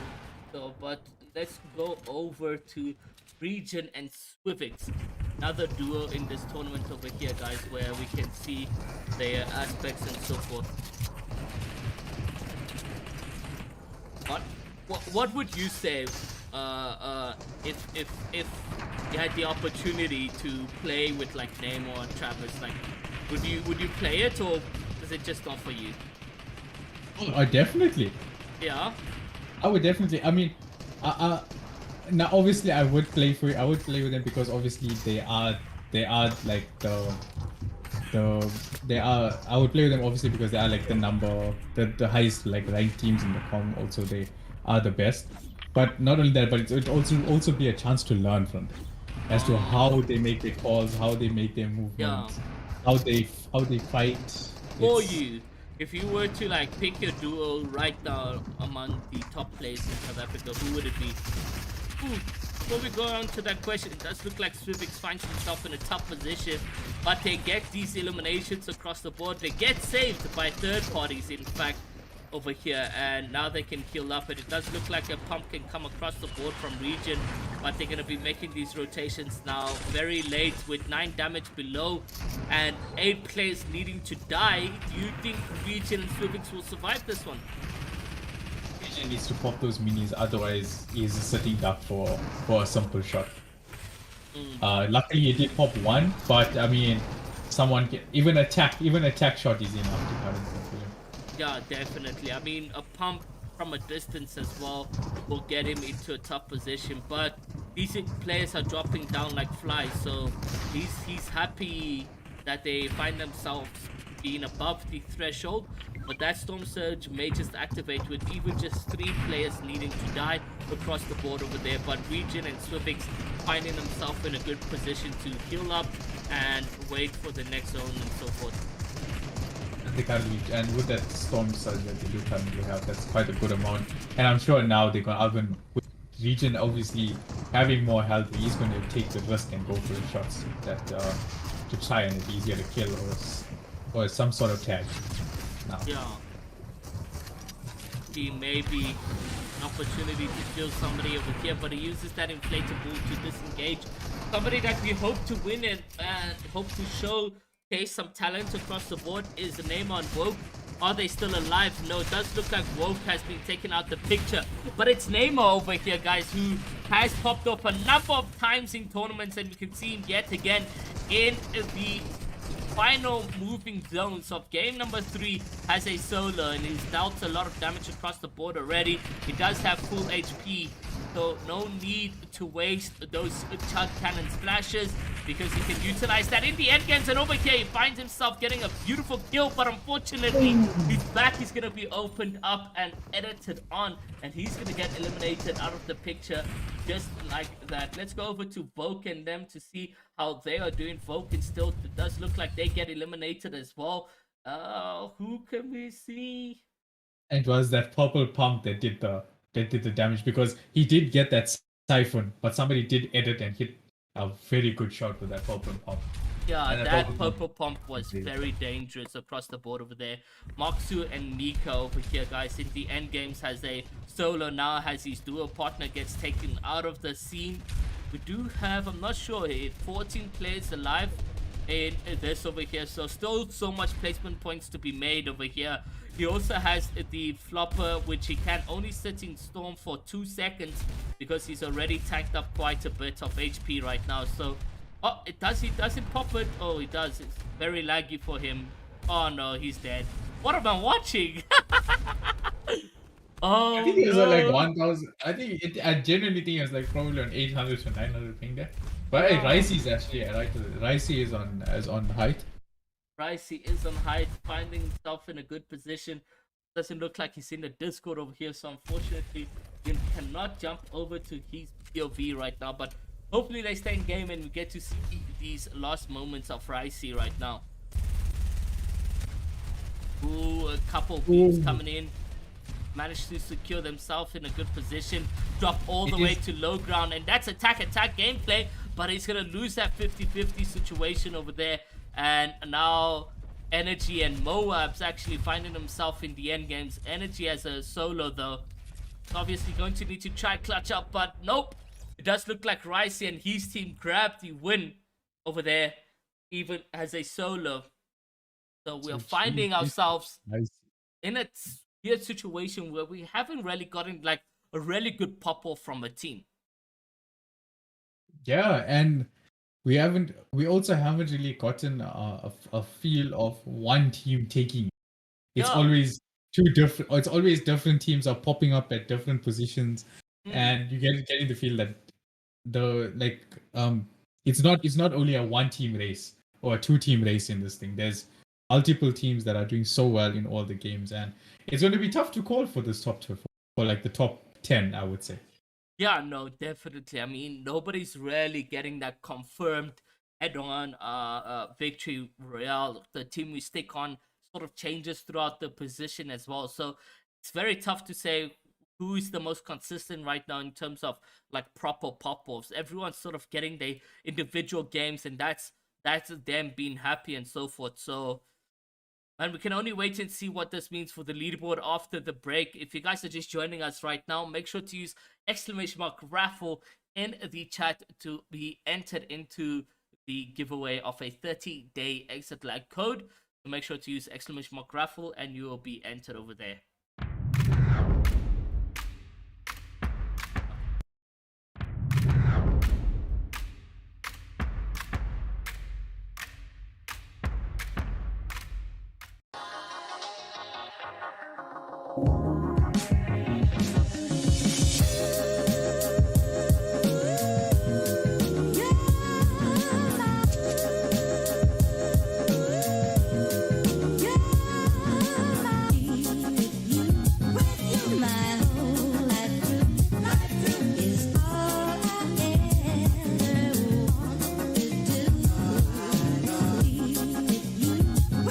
My whole life through is all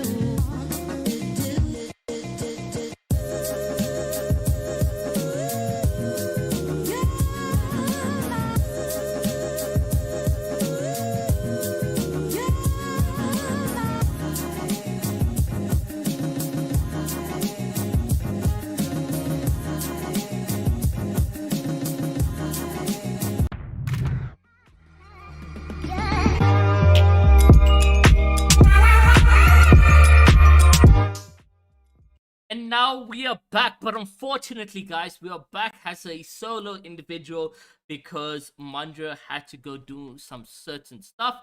So we'll be taking on the action 100% and trying to get you guys the best gameplay that we can possibly.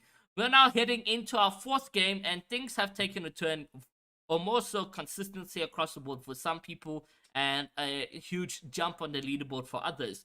Let's look at that right there. So Spooky and Derv still in first place with 166 points. They still have that 20-point lead to second. And now second, however, is going to be Ricey and Seal FN, who are 146 points. X6LZE is in third with 138 points. Bean and Altus is in fourth with 126. So a bit of a downwards gameplay going in for Bean and Altus. Unfortunately, that consistency is slacking quite a bit. Ginger and Zakis with 100 points. And then you have Guan and Ethan in 6. You have in 7th is Neymar and Woke. In 8th is going to be Steri and Wokey. And in 9th is going to be Reedsy and Matt Owen. In 10th, it's going to be Moxo and Mika with a really good, decent game going in play for them. So I believe the game has started and will be going into the plays right now. So there we go. We can go and jump on board with Chili to see what is happening across his game and so forth. Game number 4, ladies and gentlemen. I hope you guys enjoy this one. Has been near the end of semifinals too.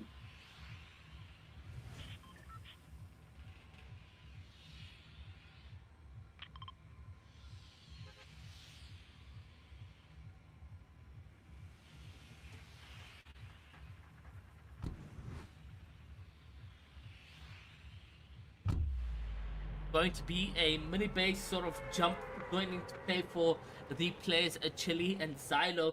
Let's go over to Neymar to see how their Bravado off spawn looking like right now. So it does look like they got over here Bravado, Woke, and Bravado Neymar landing at this position.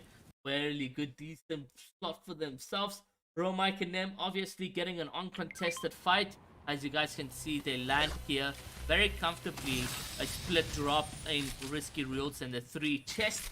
And then on top of things as well, you got Bean and Alters who grabbed game number 1 victory royale and landing in at Pleasant Park. They actually should be contesting, if I'm not mistaken, Hazard and Scully across the board over there. But we've lost Hazard and Scully's POV, which is fine. And then we also got a Region and Swivix. Guys, we're just going to go through everyone's POV to try sort of see where all these guys land. So Region and Swivix landing above Catty Corner. So that's actually quite close to the other players that we did see land at Catty. So Ethan and Wolf Guan are the players landing at the castle. And I'll get you guys the POV for you guys so you guys can see what is happening over here. So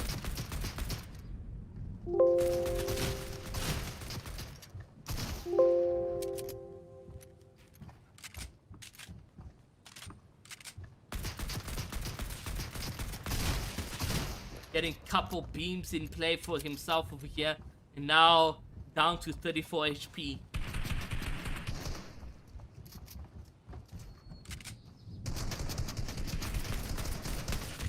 Ooh, they get a knock and it's Raz. Raz, the players we did see in game number 2 and 3 sort of fighting a spawn. And now we know exactly who they're going up against. There's going to be Wolfgon and Oxo. No, Wolfgon and Ethan, sorry.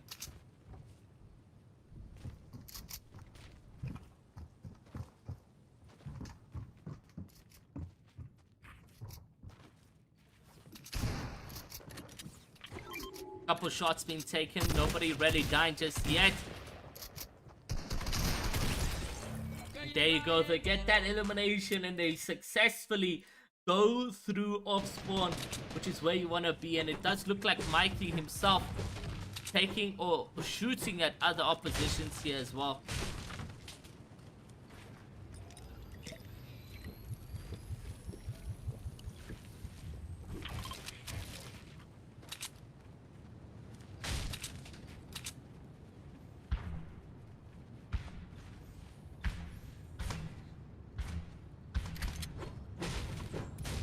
Love to see some Heinz and Mikey 1x action going into play right now. Let's see whether or not we'll witness it.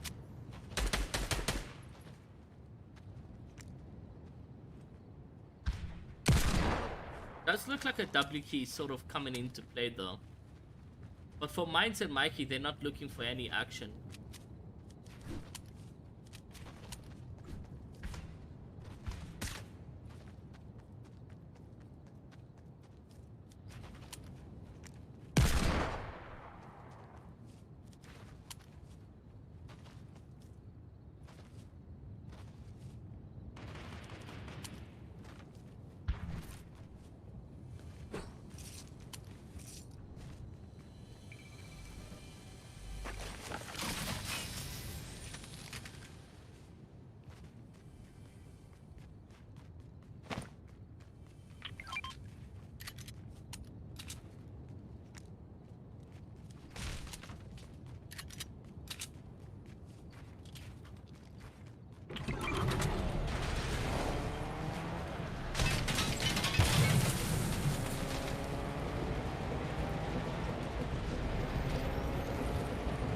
a full-on disengage from Mike's and Mikey as they head into literally driving away.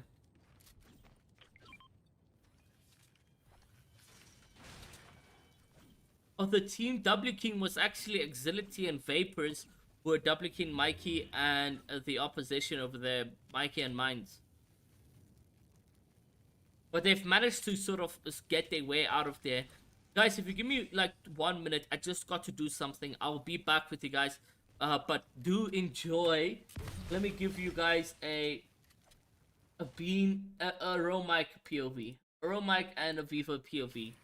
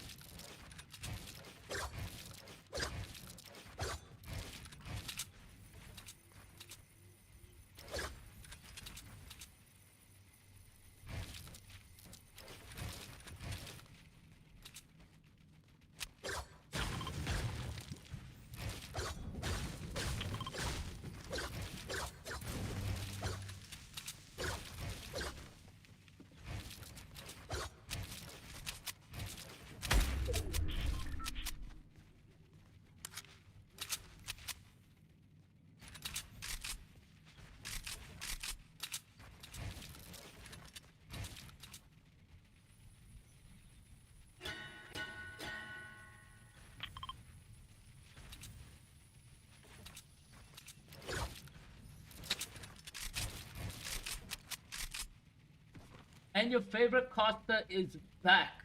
So let's see what happens. Let's go over to Exility, guys. Apparently, he is in a fight or was in a fight. Let's see or not whether or not that is still happening across the board. Does look like it's somehow come to an end. Unfortunately, we've just missed that. But Vapors and Exility do have those parasites on their head. They are making those clean rotations. 65 players, guys. Just talk about what a beautiful semifinals we do have on our hands over here. Remember, guys, if you want to enter the 30-day giveaway, do so by entering !raffle.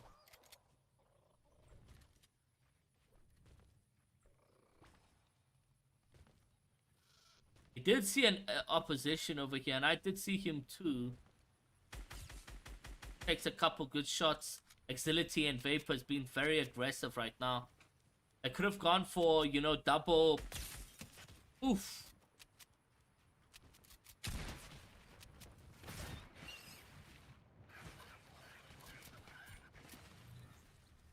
Does look like they get that elimination as well.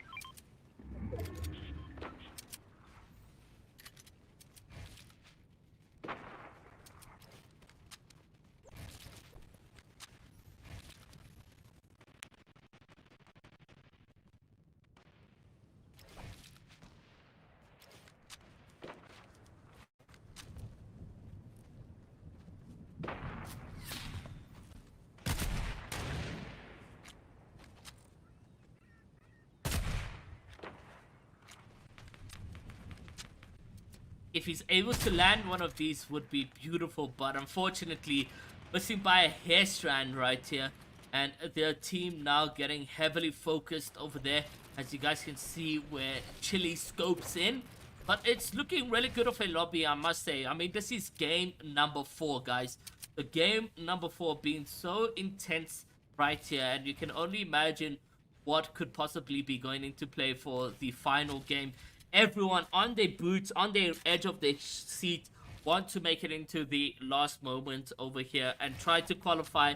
The top 25 players teams will be going through to the finals happening on the 28th of August at the same time, 3 p.m. So make sure that, guys, you are sharing in all of the details onto your social media platforms, your families. Guys, get your families involved over here. And ooh, he hits a snipe and it connects. 109 damage out on his end over there. Let's go see what is happening with Mike and Aviva. We haven't seen like too much from the team directly, but they've been consistent across the board some way or another. Let's see if they actually qualify right now. As it stands, it doesn't look like they're getting into the finals. So Aviva and Mike with 20 points, top 38 right now. They need to work extremely hard this game and next game if they want to find themselves qualifying into the grand finals on the 28th of August.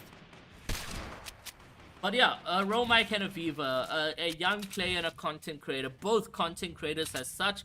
But Mike does have traits, and it does show like the skill of a good player. Out honestly rates Mike, and if you were to like come into the competitive scene 100%, he would be dead on a really good player if he has the right IGL behind him, etc. Like his edits are there, his build mechanics are there. Really young, talented player we have in the LITE Duo Intercup, guys. Let's go over to name on them, where they are top 10, but haven't had that magic we see. You know the magic. You know that magic where we're going absolutely mad for this team. They haven't had it just yet, and hopefully we can see it in the next game. I mean, in this game.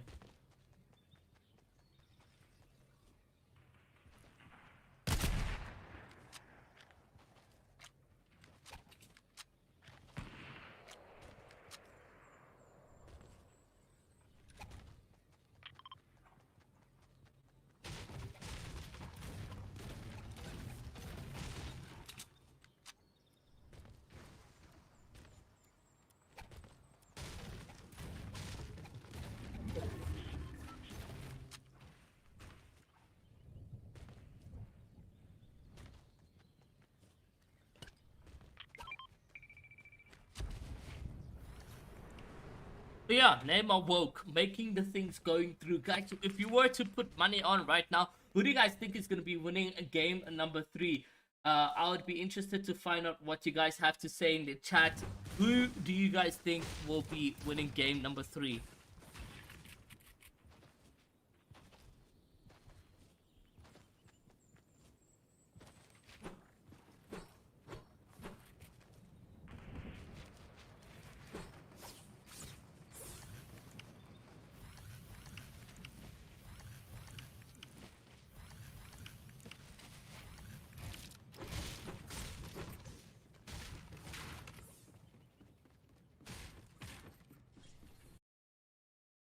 Exility and Vapors showing so much aggression. They find themselves being eliminated across the board over there. Very unfortunate scenes that we have from them. For Third XVII and Malefic themselves, they need to clutch up some way or another. Let's see whether or not they do so this game. They will need to sort of make a rotation now uphill. So let's see what happens. Let's stay on board with this team right now as they dance and dance.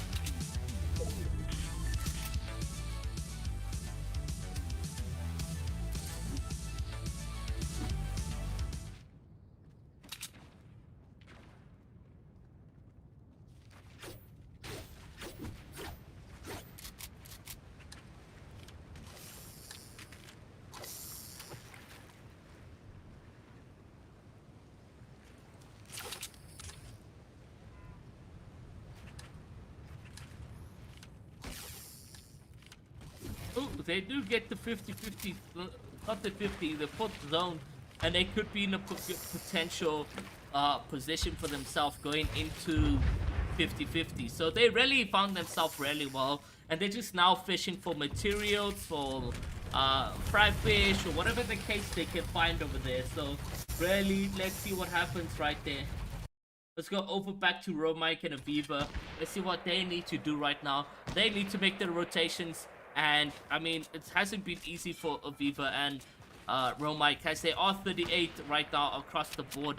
There goes the launch pad, which they could have waited a little bit and maybe utilized that. But you never know. You can't gamble on these things because moments later, you know, no one's using launch pads and you're now left.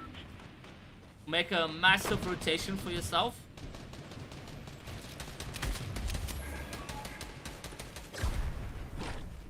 Storm Surge warning, and it does look like we have Aviva and Romike having good decent amount of damage for themselves, so they have been dealing those tags, and we've seen it quite a lot of times with Romike. He's always able to utilize those beams and so forth, but we're going now literally into the final moments of the game, and if we look at the match count on Romike already, and he isn't the topper, this is going to be tough for Aviva and Romike going into the end games if they are able to survive. 100 and 240 metal being dropped there for Aviva, and yeah, it's going to be crazy to see what happens.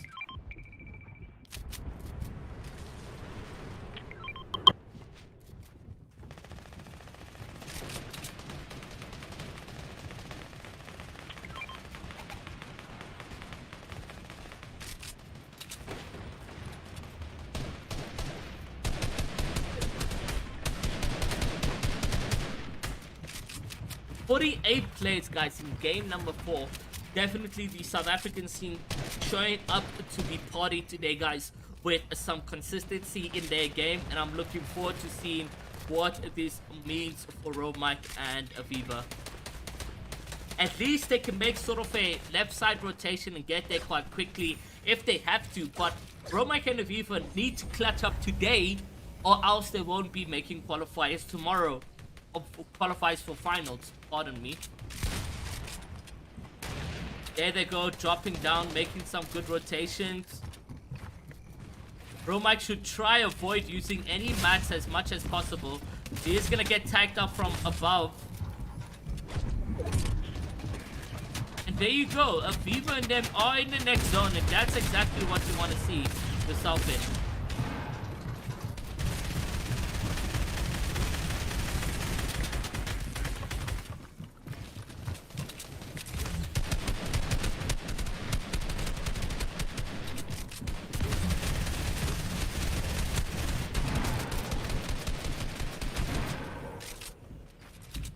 Now Romike and Aviva just here sitting ducks.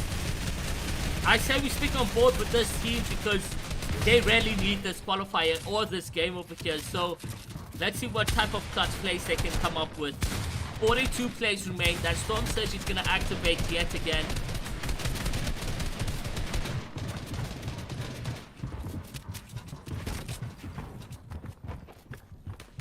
Aviva and Romike definitely going to need as well a refresh going into the next zone, because 193 wood just on Romike. How much max is Aviva on?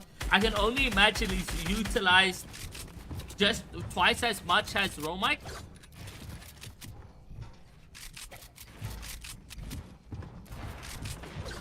Guys, leaderboard will be showing at the start of game number 5, so don't go anywhere. If you want to see the leaderboard for the top 10 players, don't go anywhere.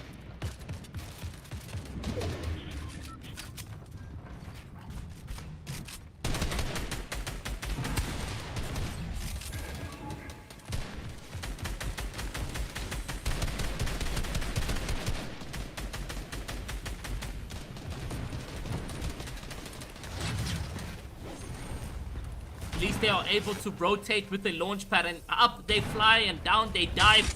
Now into the next zone, and you can see Romike getting a bit excited that he's finally made it over here into this winning position, and they got a player right here where they can get a kill. Will they do so? Beaver jumping in mad with his tack, and it does get that knock. Romike able to get some max refreshes. Just look at how much max they have on their hands right now. He's got himself an SMG as well. So Romike and Aviva very much happy, very much excited that this could be a reality on their hands, that they can qualify into the next game. But they need to start making the zone. If it goes into max area, he's been absolutely beamed. Romike trying to sort his weapons and so forth, being beamed to the literally 74 build. Aviva still making the decisions to move, and there's a pump from Romike, but he missed this as severe pump. He does connect 108, but Romike now gonna fall down to the oppositions, and Aviva gonna rotate, but Aviva also looking like 30 HP left on his name, so not really that much. But guys, I can definitely tell you, but that was more than enough for Aviva and Romike to sort of make it into the next round, which is the final. But remember, they're going to need this game and next game to remain consistent across that board. He's used a Slurfish and a Mini to get a decent amount of HP. But now getting heavily focused, he's going to die to fall damage. And it's Esteban on height who's able to do so on their end right there. Let's go jump over to Neymar and Woke to see what is happening on their gameplay. We haven't seen so much of pop-off, but finally now, guys, we can see Neymar and Woke live in the final end games on height. This could potentially be your victory royale winners for game number 4. Let's see exactly whether or not this is correct. Yes, on height, Ola is actually died to somebody who is on height, so their name is very much false in this last minute moment. But we can see Bravado, Neymar and Woke literally in the dying spare moment to try get a victory royale over here. If they do have a decent amount of match to make their final rotations, they're just shooting down, praying and spraying their oppositions right now, using that ammunition to get as much as they can, and a good reaction and beam coming in from Neymar. Neymar picks up Ricey, and Ricey gets sent back to the lobby with a full chunk of bullets in his face, because those were a lot of headshot shots on Neymar. Neymar trying to position himself and frag out as much as he can, getting as much bold places as he can as well over here, utilizing these final moments over here. And there we go. There's the final shot for Neymar. Neymar gets that victory royale, and there is the dance from me personally, because we are seeing the flavor and sauce coming out from Neymar and Woke right now. Absolute frag of a man, grabbing 9 eliminations for himself, 5 for Woke. And what a GG's we just witnessed in the game number 4. I've been waiting for this, for some action. Someone that we can really sit on and be like, wow, that was amazing. Beaver, Romike played extremely well. Just because they're content creators, don't overlook at them. Just because Romike is 8, don't overlook at him. I think he's 7. I'm not entirely sure what his true age is. But what a fantastic display of talent across the board. Either way, I mean, game 1, 2, and 3, I was yawning. Game 4 woke me up with a slap in the face with, hey, look what's happening. We've had some action on the screen, and we're able now to go into game 5 with some excitement, because it is Literally, it has started. The action across the board is picking up. Everyone is sort of doubly keen, getting those kills across the board. And that's what rejuvenates the energy, the excitement, and the entertainment that you guys get over there. If you guys did enjoy that little bit of game number 4, make sure to smash the like button, hit that subscribe, and turn on post notifications, as well as use !raffle if you guys want to enter in the 30-day Exitlag code. So that will be drawn at the end of the stream right now. And if you know who you are, we'll just contact you directly to give you the code. If we don't know who you are, guys, we're gonna need you guys to shoot us a message or DM or whatever the case may be. But guys, going in now into the final game, let's see exactly what will be happening.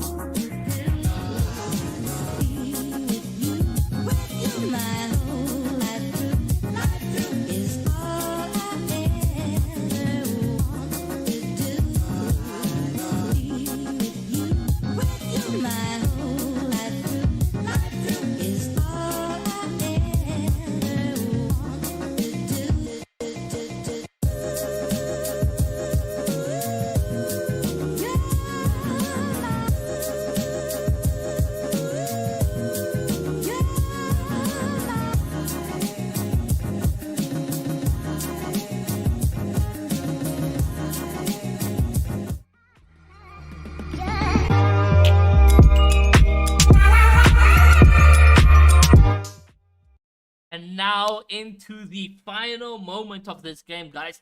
I can definitely assure you a lot of these guys are excited of their previous 4 games. Some aren't, some are sad, some say, you know, maybe they don't fall or whatever the case may be. But if you don't give up, maybe you don't know what would happen. So let's see what the leaderboard, however, looks like for us over here, guys. So let's go jump on board with that right now. And we can see the leaderboard hasn't been refreshed yet. Let's do that right away. So boom, bada bam bam boom. Boom, bada bam bam boom. There we go. So Punisher's XFA, Ricey and Seal now taking that first place position. Dibs and Spooky in second. And it's only about 14-point difference. In third is Bravado, Neymar, and Woke with 176. In fourth is Apollo and Arrow with 164. In fifth is Sterry and Wilkie with 152. There's your top 10 now, guys. Remember, guys, semifinals don't mean nothing. It's all about just getting into the next moments and so forth so that you guys can play in the grand finals of 9,000 Rand. Talking about that 9,000 Rand, here's the split for the finals. The 9,000 Rand total, and first place getting 5,000, second getting 2.8, and third getting 1,000. So really juicy. And we could wait and see what this would be meaning some of these players. So let's go jump on board, guys, with the victory game winner of game number 5. If we can get it to work.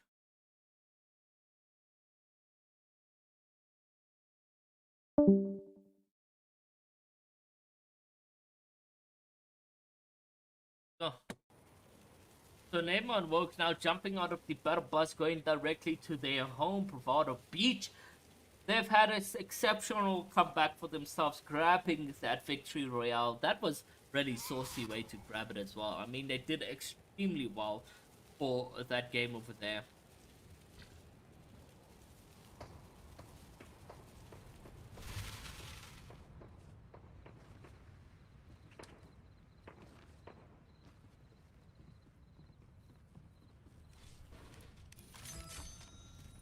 Automatically jumps, and he's going to get himself a blue pump. So like, it's really saucy for Viva and them. Let's actually look at where they're positioned on the leaderboard right now.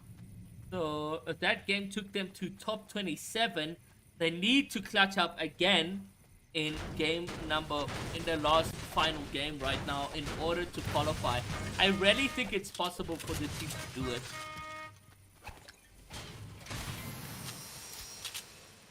Type 1 if you guys agree.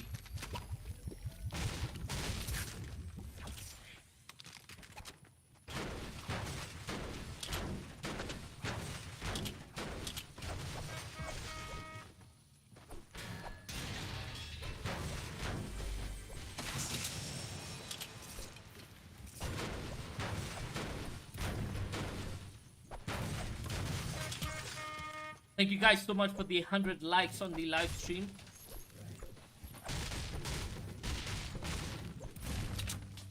Romike and Aviva lead this game, so let's see whether or not they will be able to get into a good position.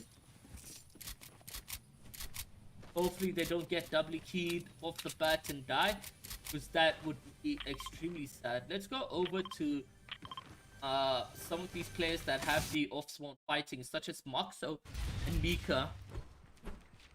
Does look like they switch up their drop spots completely and they go to Vestimados.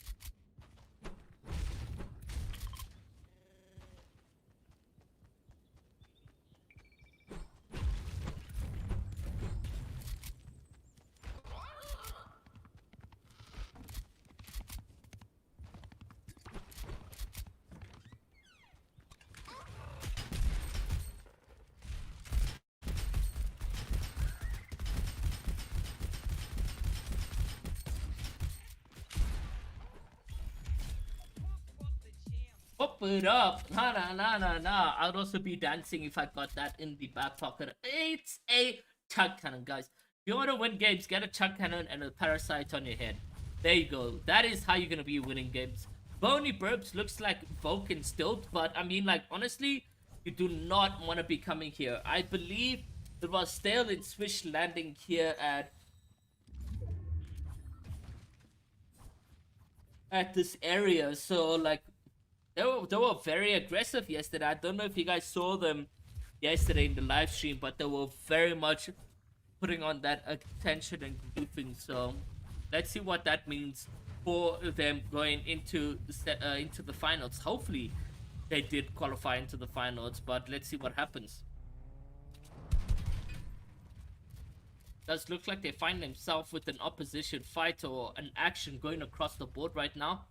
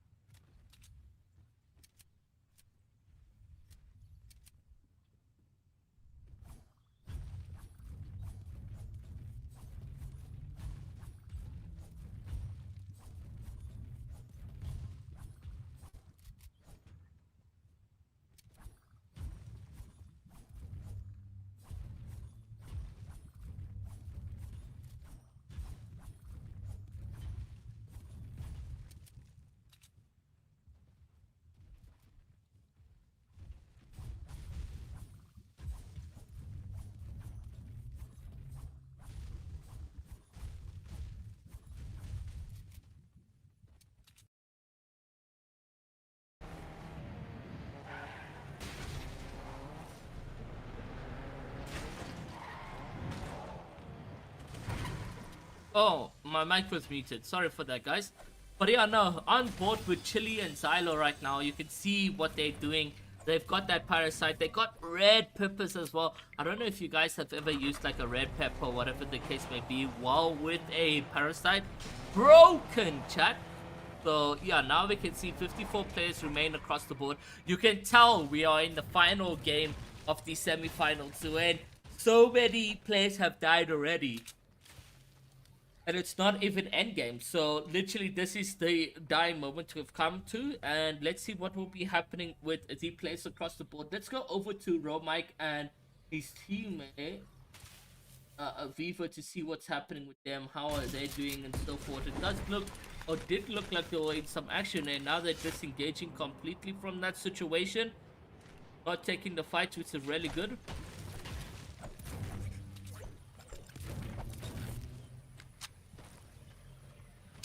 Yeah, definitely looked like they were in some action somewhat or another.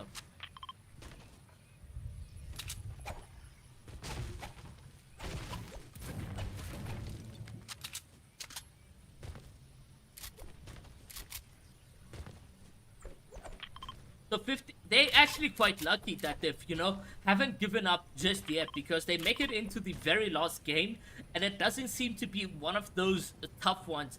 54 players across the board. I mean, they're very much happy right now. They can continue going into the end game and get as much placement points and so forth. And that will definitely assure you guys to help out. Does look like Neymar and Woke find themselves in a tough position.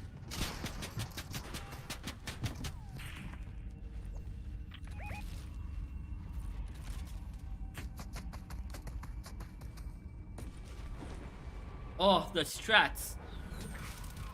The strats. I've never seen that before.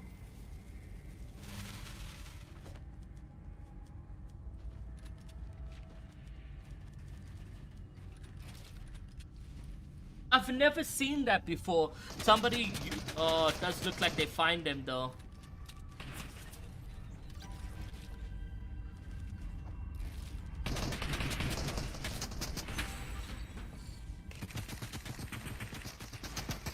He needs to pop that red pepper and take the fight. I honestly think Neymar can 1v2. We've seen him 1v3. Surely he can 1v2.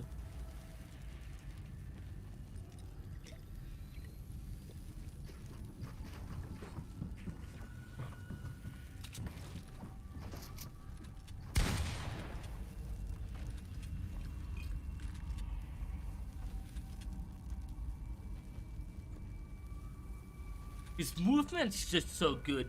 He knows how to disengage from situations. Like, look at this, guys. He's literally bamboozled them left, right, center, took a pump, and now he's gone.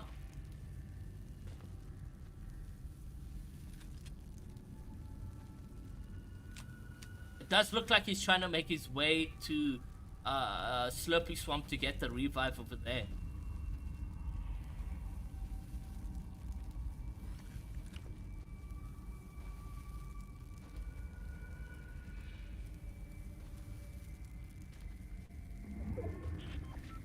So now making the rotation into Slurpy is obviously gonna try pull off a red. So let's go over to somebody that we haven't really watched. Ethan, Mikey. Let's go and see what Mikey and Mines are up to right now.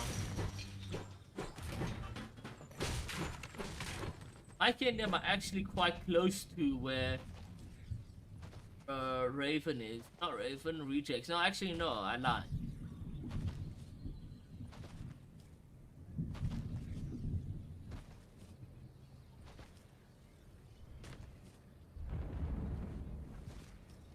Mikey is a solo, however, and Mines has been eliminated. Let's go over to the XVII guys, Thas and his teammate Malefic, who haven't given up. I don't think haven't given up over here. Not sure exactly where they are on the leaderboard. XVII, so they're actually 34th on the leaderboard with 38 points. So they haven't given up, which is a really good thing. That's the commitment. That will definitely get you into the finals. Let's see whether or not they do clutch up there again though, because we've come to almost the end games right now where 49 players remain. Let's go to Stout. I did see Stout get a kill in the kill feed over there, so it's Vulcan Stout, but it does look like they cleaned that up and the eliminations across the board are done and dealt with.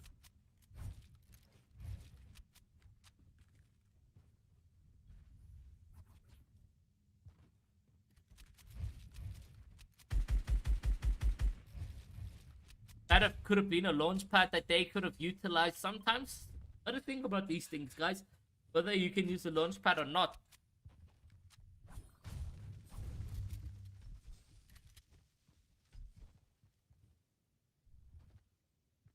Ooh, it does look like Chili's locked. Let's go over to Chili. It looked like he was knocked, but he's fine now.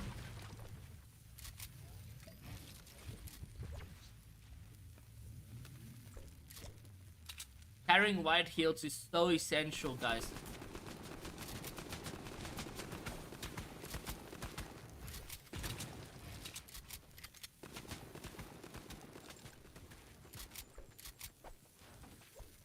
They make the run for the next zone rotation.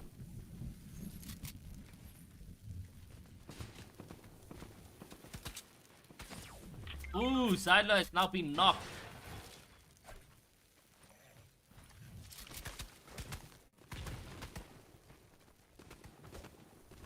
Oh, he's just killed his teammate. Has he?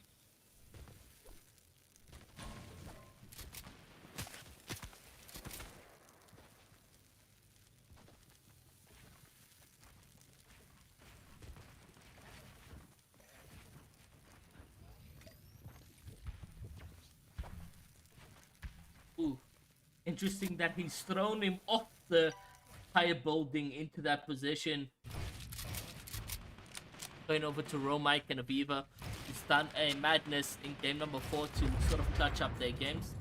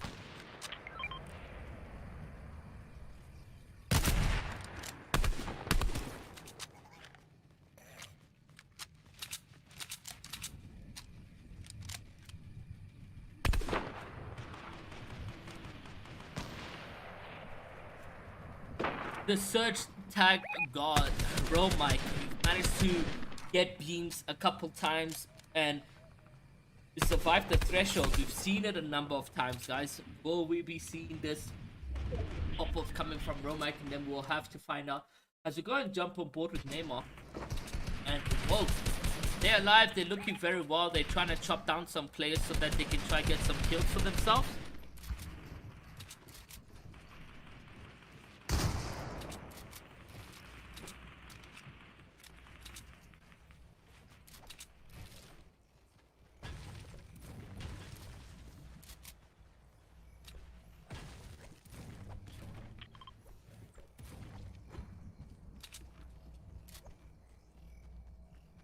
Need to stop making the rotation for zone right now, and you can see that going into play. Their mat count not looking that decent for Neymar here and Woke as well, and he gets absolute beamed. Now down to literally 85 HP. He does have a mini and a big pot as well, so he's able to heal up at least back to like 200 HP, which is where you want to essentially find yourself in.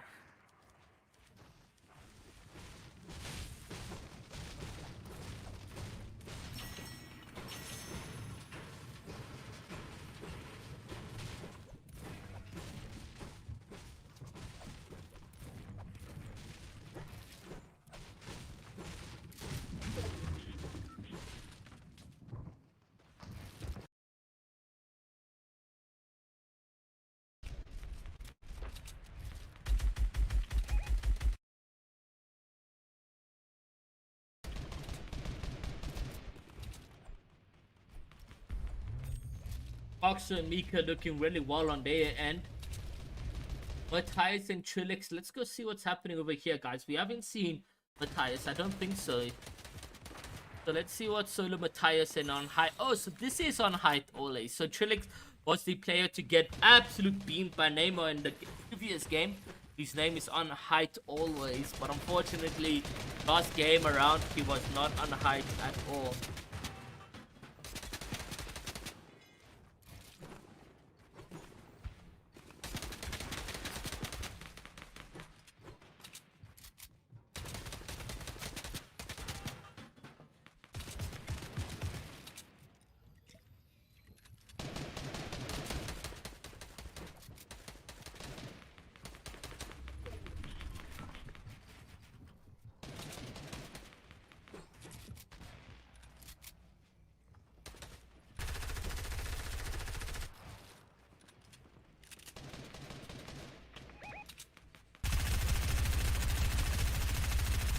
Trying to chop down a couple players on their end, but it doesn't look like it goes in favor of them.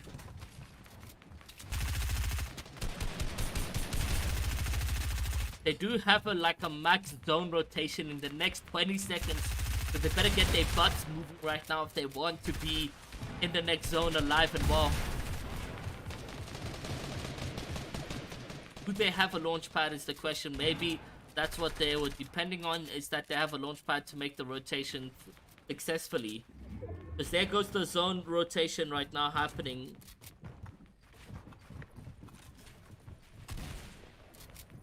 Oh, free for them.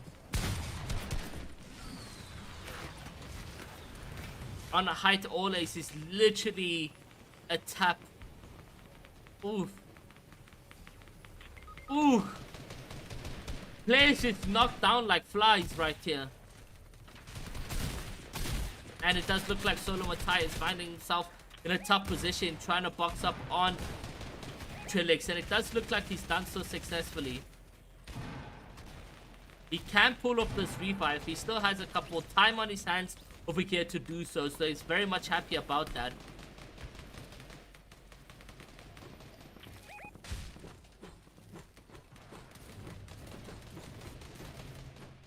So all those beams came in for nothing because Trilix and Matthias get to revive. And for Neymar and Woke, finding himself in a tough position. But wait, more so, let's see what's happening on board with Romike and Aviva, because they need this game to clutch up so desperately, because they are 27th right now, but 3 kills to their name. I say they're going into the finals, and we will see Romike and Aviva present there.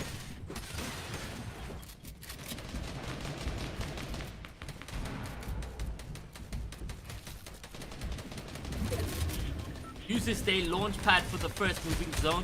We have 29 players present over here.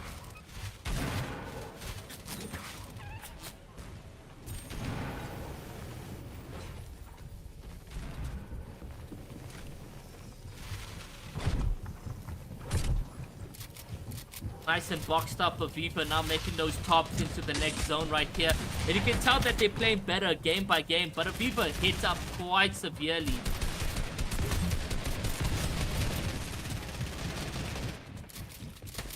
Romike just trying to meet up with Aviva so desperately.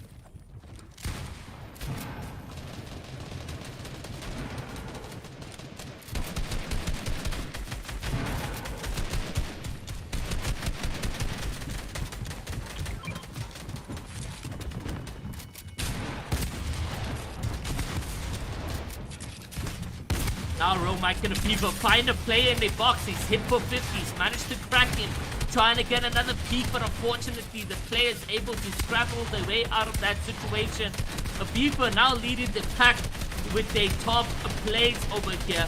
And you can definitely say a GG's come back to them for qualifying into the finals over here, because they are top 22 players right now remaining. And as if you can safe to say right now, applaud them in the chat to say congratulations and so forth. But Aviva also working very hard on his end to try and top and qualify with Romike right now. And you have to give it to Romike. He knows what he's doing. He's trying to frag out as much as he can. He gets a huge pump and he's able to hit for 113. now Romite trying to frag out over here. And you can just see what exceptional talented player he is. He's making decisions on his own. But Beaver is going to get knocked on his end over here. He's going to use that sitting storm for a couple of seconds for himself. But he needs to start getting into the next zone and focus on himself right now. Romite left alone. Let's see exactly what goes into play for him. Will he be able to clutch up 1 or 2 eliminations is the question, as there is 11 players remaining right now. 140 mats. Now down to 20. Gets an elimination on Thingy, and he's out of mats, unfortunately. And that's Volk and Stilts on height. So we'll go over to Volk. Volk he's gotten an elimination over there, but he's gonna get eliminated. And Storm wiped over there on his end. Still alive. He gets killed. And now we're down to literally anonymous players. He takes a victory dance. Maybe a 360 Hogaloopa pump will come into play for us right now. Doesn't look like that will be the case, as this anonymous player just dances around. But there we go. The last moment. I think that could potentially be Bravado Neymar. No? Looks like same skin. Yeah, definitely is Bravado Neymar, guys. Bravado Neymar coming out with a Vic Roy from clutching and reviving the oppositions over there to actually winning Game 4 and Game 5. So he's done exceptionally well on his end, guys. It is countdown to the moment where we can draw the winners, and we have a beautiful 65 users entered. If you guys want to enter into the giveaway, it's as simple as !raffle. But before we get into that position, we want to thank you, each and every one of you guys that has left a like on the live stream over here. 110 likes. What a massive achievement, and that's all thanks to you guys. For the people across the board, thank you so much for coming through. Thank you so much for showing support from game number 1 to game number 5. It is time to draw the raffle for the winner. And as well as thank you to Zarea, Exitlag, and LITE Gaming for yet again the LITE Gaming Winter Duo Cup. They first and foremost, and yet many more to come. So what a game we had on our hands, but it has come to a wrap on the semifinals. And on the 28th of August is where you guys can tune in for the amped up finals. This one is going to be extra juicy. Let's go over to the giveaway. So right over here, guys, the giveaway will be chosen. Let's scroll down and change the window so you guys can actually see that raffle coming to play. There we go. So 65 entries.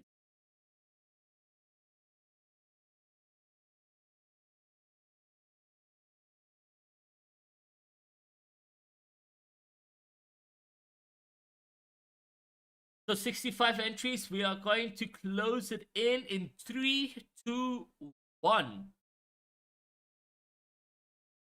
Oh wait, let's resume.